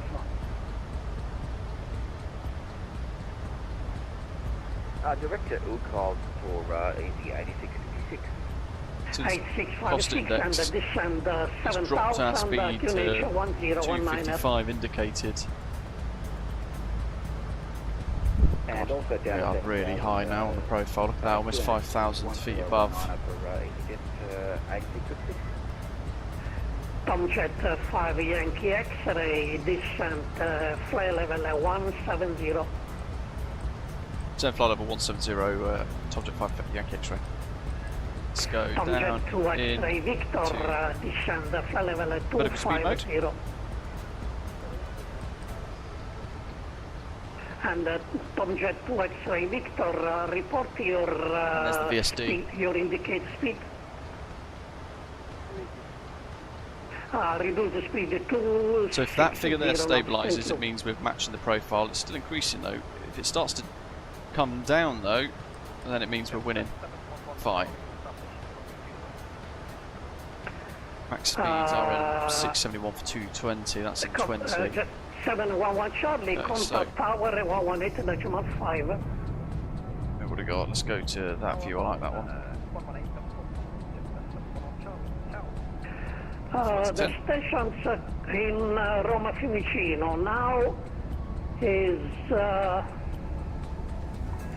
the tower is online, so contact tower 118.7.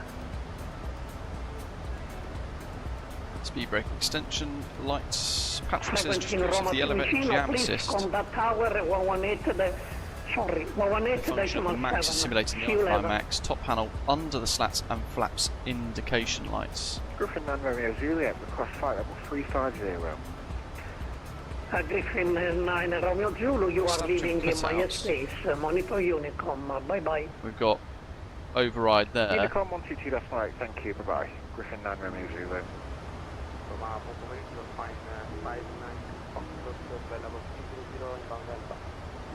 Alpine 593 Fox. I'm not familiar with this type, so got nose wheel alternate stuff there. We've got some system test bits there.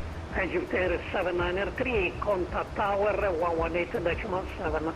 Top panel under the slats and flaps indication lights. Thank you so much.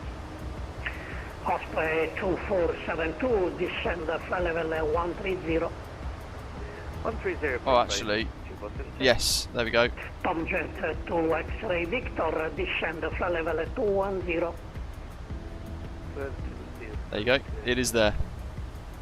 Hexajet 804, I don't know if it's something descend that I flight can level safely click though. 270. Speedberg 891, descend flight level 290. Give it a VSD. Is it something I can safely click? Shanex 2 Mike Charlie, descend flight level 310. Descend flight level 310. Flight control, master caution. So it does work. Alpine 65 So Charlie, yes, Alpha Patrick, descend to 8,000 answer your feet. question, mate, QNH 1019. they have actually modelled it, which is pretty mega. Max 220 coming up, just got to slow the jet down. Go for 215. We'll go minimum clean on the dot actually, so let's keep that flight to tense. Osprey 2472, descent flight level. Very nice. Oh, negative 9,000 feet, QNH 1019. This is so impressive, this is. 9,000 feet, QNH 1019. Great price. Tomjet 5 Yankee X-ray, descend flight level 130. Descend flight level 130, Tomjet 5 for Yankee X-ray. A bit of traffic there. Tomjet 2 X-ray Victor, descend flight level 170. See a light.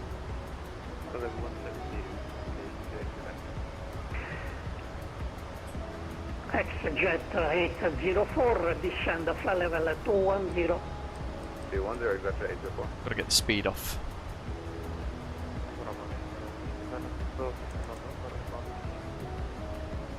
Pretty quick. Wings 29 Golf November, good evening to you, radar contact. He's kept us pretty high, I think, but his workload is very high as well.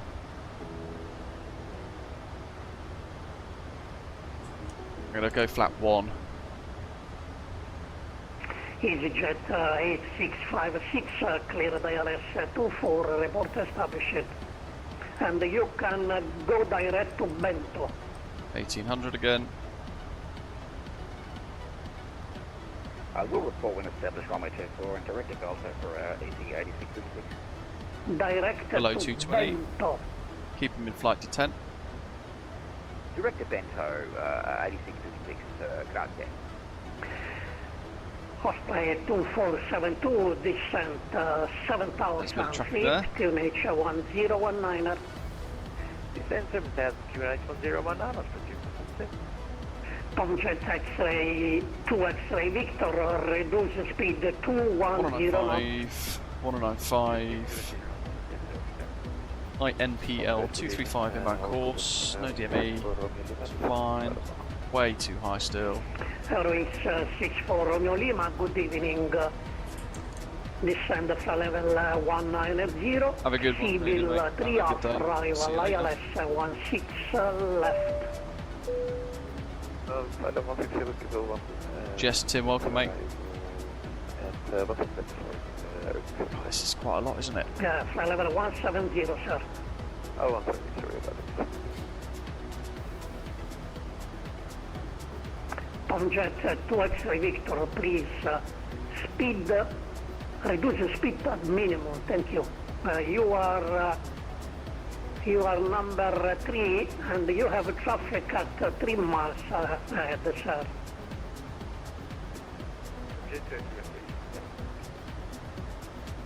Come on Liam, max 220 at RN 671. X-Jet 804, descend flight level 130. 130, good 54. Okay, we're almost at 13.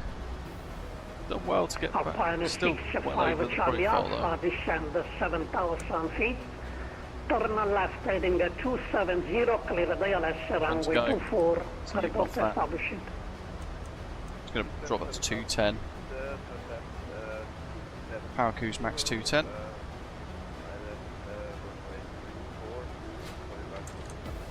Let's break away.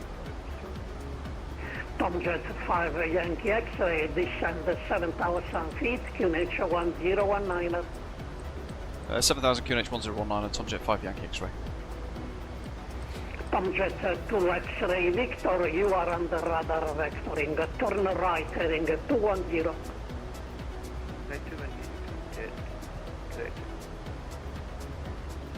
Run the center, EC8666, established runway 24.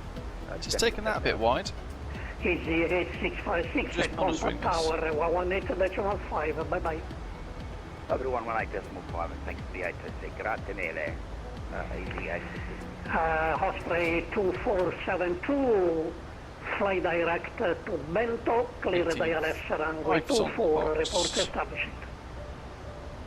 Direct Bento a little wide, 1.2 left of track.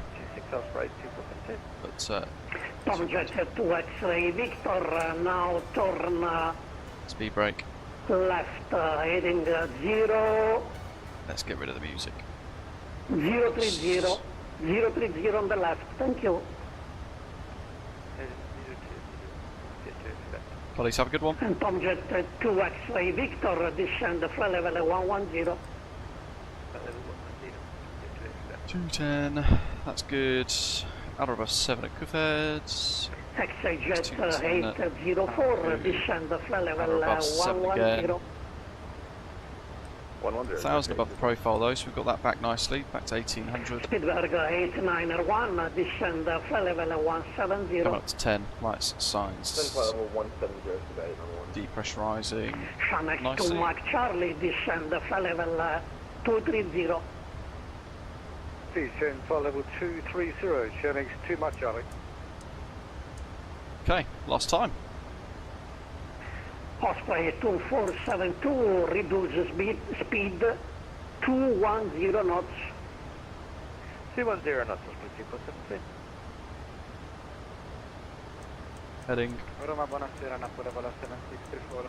Holding over Perugia di Oara, travel 100. Napoli, Vola 76. Local pressure now, 1019. Good evening to you. 1019. Wind calm, runway news 01. So you are cleared there it is, green and illuminated, all brakes good, park brakes off. Established. Okay, copy. Mr. Approach briefed. It's clear for the left runway 01. We're going to follow the Papa Romeo Uniform 1 Charlie. We report established. Thank you. Thank you. Tomjet to X-ray Victor, descend 7000, QNH 1019. Lovely job. Osprey 2472, reduce the speed at minimum in approach. You are number 2. Preceding traffic. Good watching the heads-up display actually could just crack on as well. Speed, traffic ahead, very rare I use that. There's a lot of information on there. Alpine 65 Charlie Alpha. Contact tower frequency 118.5. Bye bye. To round it off. 650 actually will be nice. Tomjet 5 Yankee X-ray, clear ILS runway 24, report established. Cleared ILS 24 Wilco, Tomjet 5 Yankee X-ray. That on. Alright, we're ready. Lights, signs, pop that on now just because I will forget. Ciao, buonasera, sorry.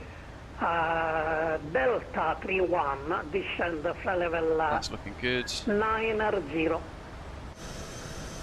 Delta 31, Roger, descending on 90. And Delta 31, confirm you are proceeding Aircap 3 Alpha arrival. Absolutely mega. Runway 1, up 2. Try Delta 31. Delta 31, confirm you are following Aircap 3 Alpha arrival.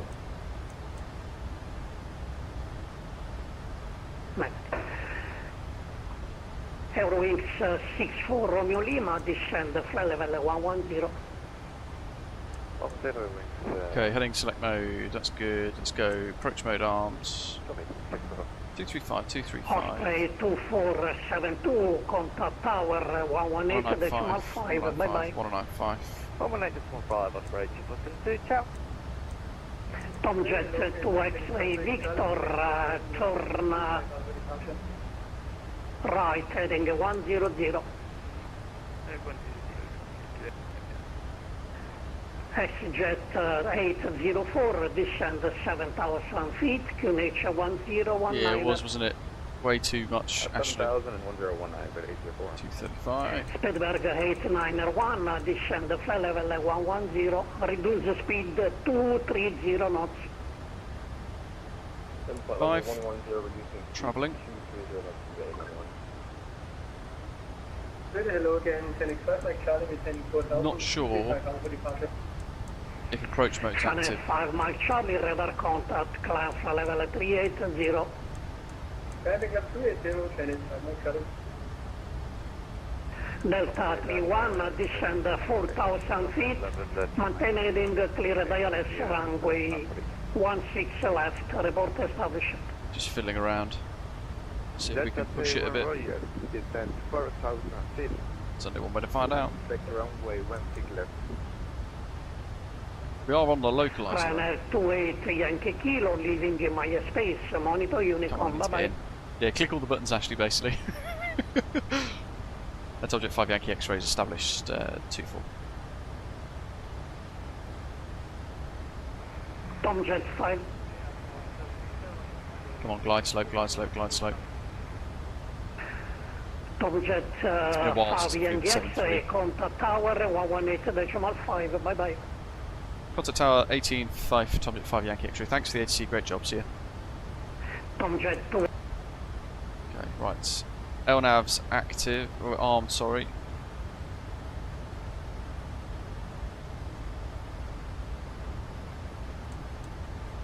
Okay, there's the glide slope. That's quite a vicious entry.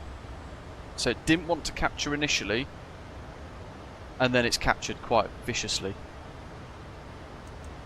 Which didn't happen to me last time. So something's kind of got stuck a little bit there, and I wonder if that's just hit us with the G-force thing. Which now means I can go, no, look.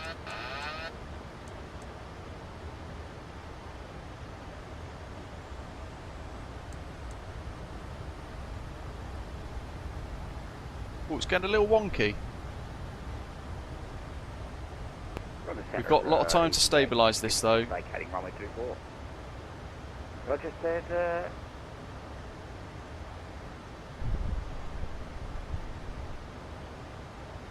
Fine 65 Charlie Alpha runway 24 clear to land. 5200 at 714, which is coming up. We'll just say that's turbulence. Egypt 656, continue left on Romeo, Quebec, stand 12. Continue Romeo, Quebec, stand 12 for AV8626. G'day, just run. Tower today, 2500. Oh, wait, alright, in fact, sorry plane. Big brain kicking in. 11 miles. Okay, we'll keep it at 180 for now. I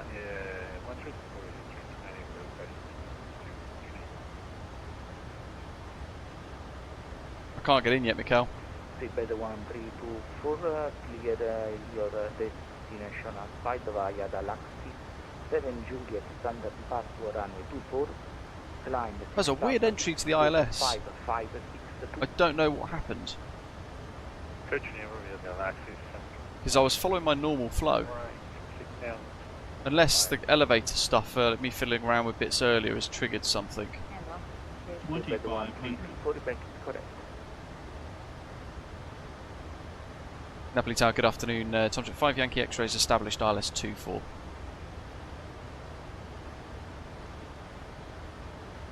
Tomjet 5 Yankee X-ray, ciao Napoli Tower, continue the approach runway 24, number 3 on frequency, wind 190 degrees, 6 knots, variable between 150 and 210 degrees, preceding traffic, Boeing 73. That's a lot of information. Ciao, number 3, continue, Tomjet 5 Yankee X-ray.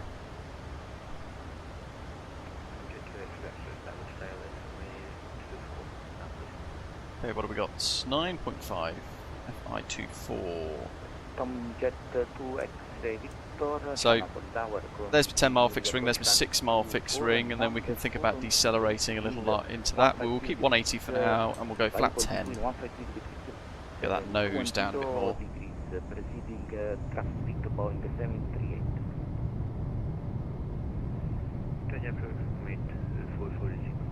Look good, a beautifully scenic approach. I wonder if I've clicked something wrong and made it get a bit messy there on the approach. You guys were watching.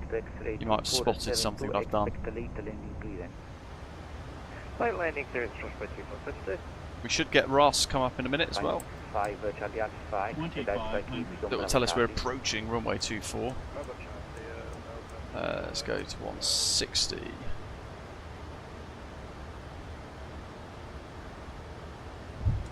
Get down. Flap 15. Let's rerun the speeds in the box. Let's drop to knots. Let's keep it coming. Flap 40. Right to the edge of the speeds now. Bravo Victor X-ray 247, 2 runway 24, clear to land wind 180 degrees, 6 knots, variable between 150 and 210. Oh, look at that. Very good. Clear to land, Osprey 2 Look at that big old nose down pitch as well, because we've got the speed being kept up. So we got 139, we'll go for 144. Ooh. My mouse is being a bit of a bugger today. Speed brakes armed, gears down 3 green.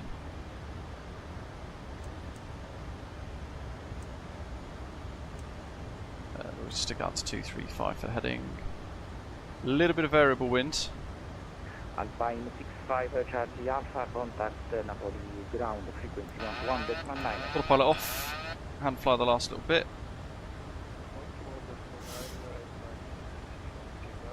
1,000. That's the trim wheel. Me just tinkering with it a little bit. Auto throttle off. Gotcha 804, ILS 4. Approaching 2. Stand by that. Brass. Tomjet 5 Yankee X-ray, expect late landing clearance, that's it. Roger. So if we do have to go around now, it's going to be... Tomjet 5 Yankee X-ray, runway 24 Wow. clear, landing 180 degrees. 24 clear land, Tomjet 5 Yankee X-ray, thanks. 400. Slow. There's a little bit of glide slope inhibition stuff there, so let's get rid of that, because it's quite a steep approach this actually. We'll look at the percentage in a minute, because this looks very high. Oh, sorry, didn't saw that the ground is online. 121.9, I'll follow on the Turco Mike. Looking ahead. 50, 40, 30. Tomjet 5 Yankee X-ray, vacated on Bravo, please. Bravo Charlie is occupied. Okay, touchdown.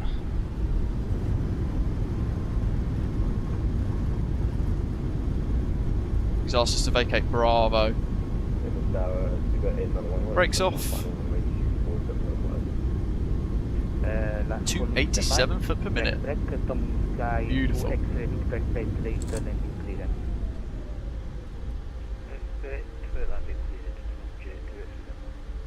1.23 G. Exit 804.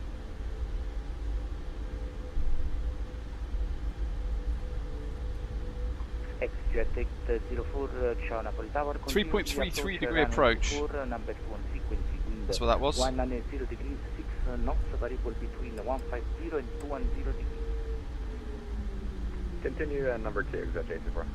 Hopefully you could hear that little grinding as well of the brakes. 9R1, ciao Napoli Tower, continue the approach runway 24, runway 3 on frequency, wind 190 degrees, 6 knots, and off we go. Between 150 and 210 degrees, proceeding. Traffic, always on VATSIM folks, get over these lines. 700.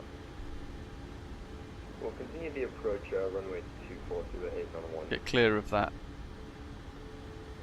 And to ground, 190 degrees, 6 knots, variable between 150 and 210 degrees. Oh, we've got ground, 121.9.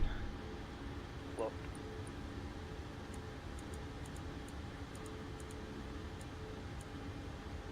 Bravo Victor X-ray 2472, left on Romeo and contact ground frequency 119. So just pop this up. Left on Romeo and contact ground. You can kind of see all of that stuff underneath. Tomjet 5 Yankee X-ray, maintain position and contact Napoli ground frequency 1219er. Hold position and contact ground 1219er. Thanks for the ATC, great job Tomjet 5 Yankee X-ray, good night. Sets. Osprey 2472, welcome to Napoli, left. So hopefully I've shown a whole load of extra features there, the kind of glide slope inhibition, the terrain map as we're getting closer, the RAS on approach, a whole load of other stuff. Napoli ground, good evening. Tomjet 5 Yankee X-rays, vacated on Bravo, request taxi to gates.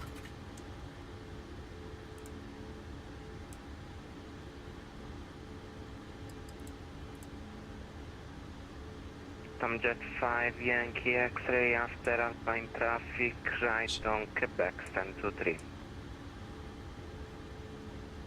After the Alpine, taxi Quebec to stand 23. Tomjet 5 Yankee X-ray, thanks. Napoli ground, Victor Alpha 001. Brakes off. Master caution, what's it for? Air conditioning, dual bleed, disregard. Victor Alpha 001, go ahead. Napoli ground, Victor Alpha 001, request IFR clearance to Florence with information Charlie on board. I don't know where 23 is. Let me just zoom in. Departure.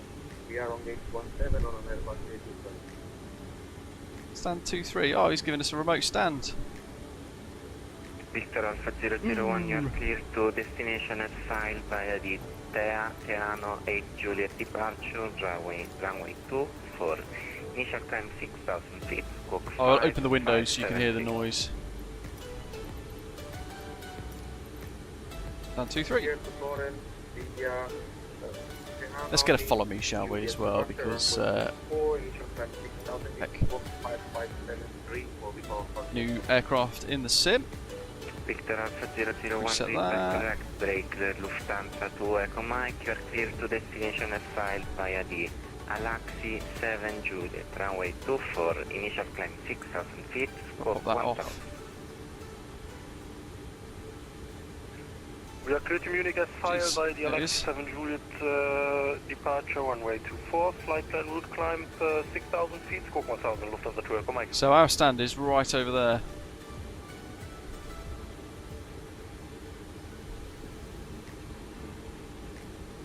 So hopefully you guys have enjoyed the last couple of hours. One or two little quirks, bugs here or there.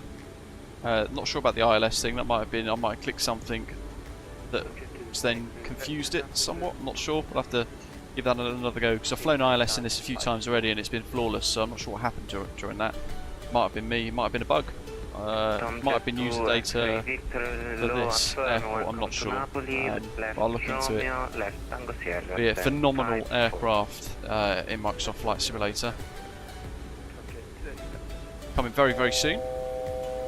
Wonderful bit of detailing from the iFly sim team. And a nice livery today from our friend Stevedra as well. Stand 2-3. Taxi lights off. Turning in. Victor Alpha 001, you are clear for push and start. We're going to have a look at our report as well, see what we got scored for our first virtual airline flight on this.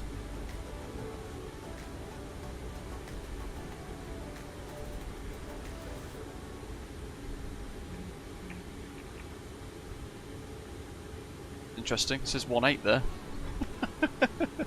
Not 2-3.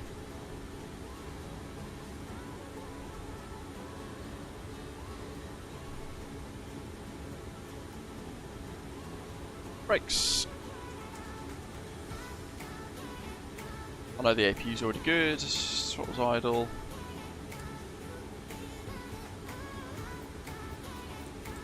Get off. From the to Echo Mike, stand gate 19, I request push and start. Lufthansa to Echo Mike, stand by.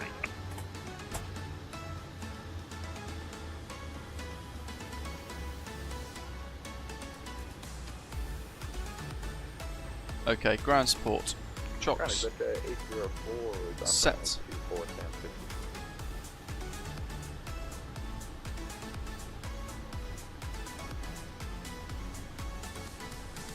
Anti-collision off.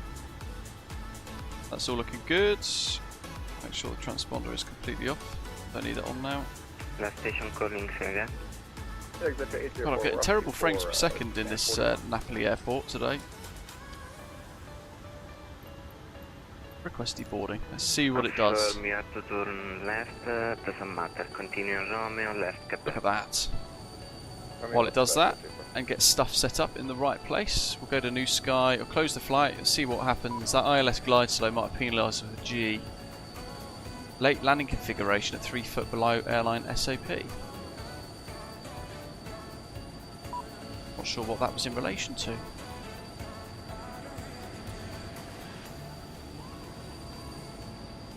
Full landing configuration, flaps position and gear extended is required below altitude set by airline in their SOP.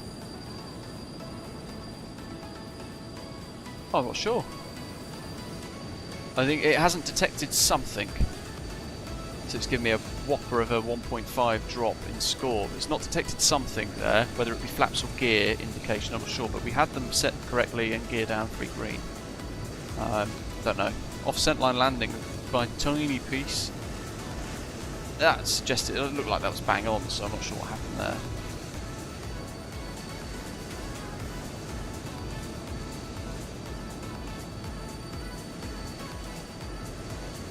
Oh yeah, look, there's a little tweak of my flaps for some reason there.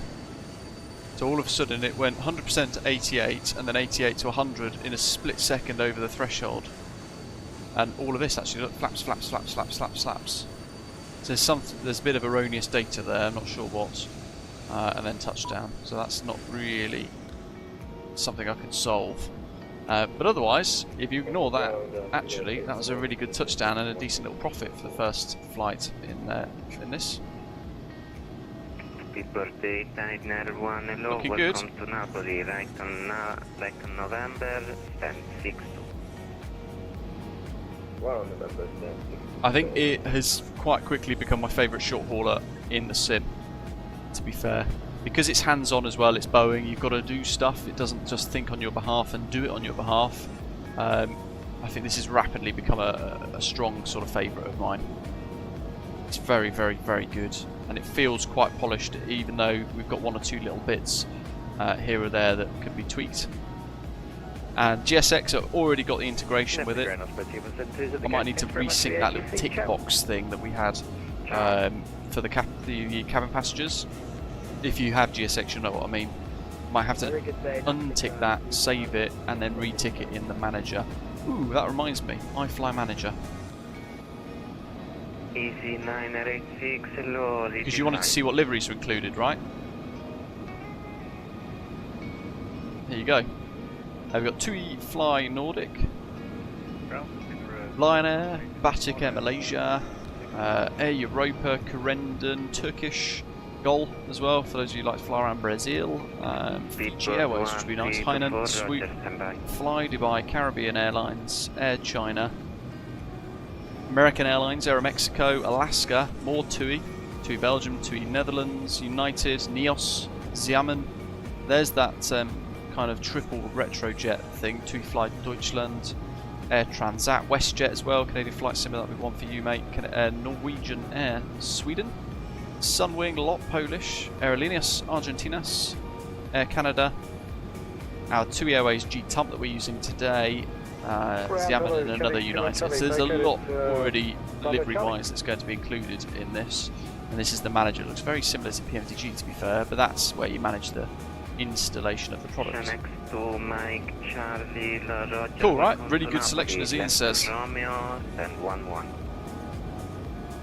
Let Romeo stand 1-1 for Chinese 2 Charlie. Thank you. And thankfully, I mean, you might have to ignore the kind of issues with the flaps twitching a little bit. Not sure. Might be a hardware thing, but it might be a software thing. I'm not sure. We'll have to look into that. But yeah, looking really good, right? Spectacular. Roger, no worries. We didn't have a look at the nose wheel. Look at that. And you can open the radome, so I just want to show you guys that while I remember. Is it indoors?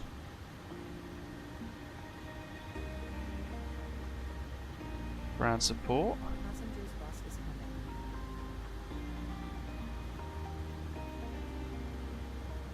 Radome open. Look at this! You can actually see inside and get an appreciation for sort of the weather radar and the tech inside the aeroplane in the bits that we don't really ever see. Look at that. Oh, cool. I'm getting terrible frames per second here at Naples. I feel like I remember it being bad before as well. I've just maybe forgotten, I'm not sure. You can pop loads of pitot covers and everything on as well. Safety cones out around the jet. Locking pins. You could. This is where you can reset things as well. So if you have a flame out of an engine, and you use the extinguisher in engine 2 for fire, you can refill it in that screen here. But you obviously have to be on the ground. What have we got? Aft galley, forward galley. Potable water. I'm going to put them all in place. Vacuum valve. Runway 24, initial climb 6,000 feet, squawk 1,000. Catering truck's a bit naff. Airline gourmet. Not a massive fan of that. Naturally, this will probably clash with GSX.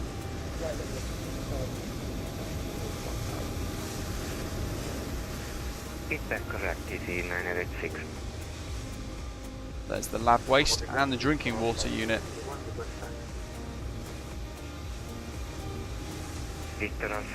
So there you go. Massive thank you to everybody for tuning in, watching wherever you are in the world. A feature-rich 737 MAX 8 coming very soon to Microsoft Flight Simulator. It's $69.99 US, basically $70. If you've got this version in P3D, then they're offering this version in MSFS 40% discount to existing customers as well, and a nice little bonus for their current clientele and stuff as well. But can we highly recommend it? Absolutely. This is a top tier aircraft, definitely one of the best in the sim, if not the current best in the sim, to be fair. The sound's fantastic, the textures are superb, the way it handles in manual flight is stunning, and the system depth is immeasurably good as well. So there's a lot going for it. It's just a remarkably good aircraft, and I've really enjoyed flying it, it's got to be said.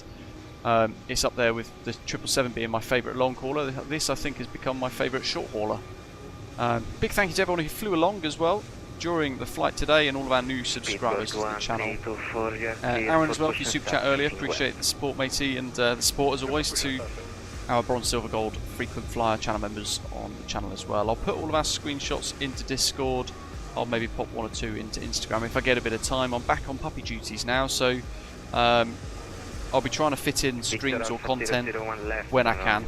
I just ask you guys to be a little bit more patient with us while I bring our puppy up. She gets a bit older and gets used to holding her bladder and all that kind of stuff as well. But if you've not done so already, hit like before you head off. Check out the links in the description if you want to check out the Flight 1 Discord for release notes in relation to this aircraft or the scenery involved in today's live stream. And a massive thank you to our air traffic controllers as well at East Midlands and here in Roma/Naples. Hopefully I'll see you guys in the very near future, but in the meantime, as always, if I don't, enjoy the rest of the week and I'll see you soon. Take care, thanks for flying. Napoli,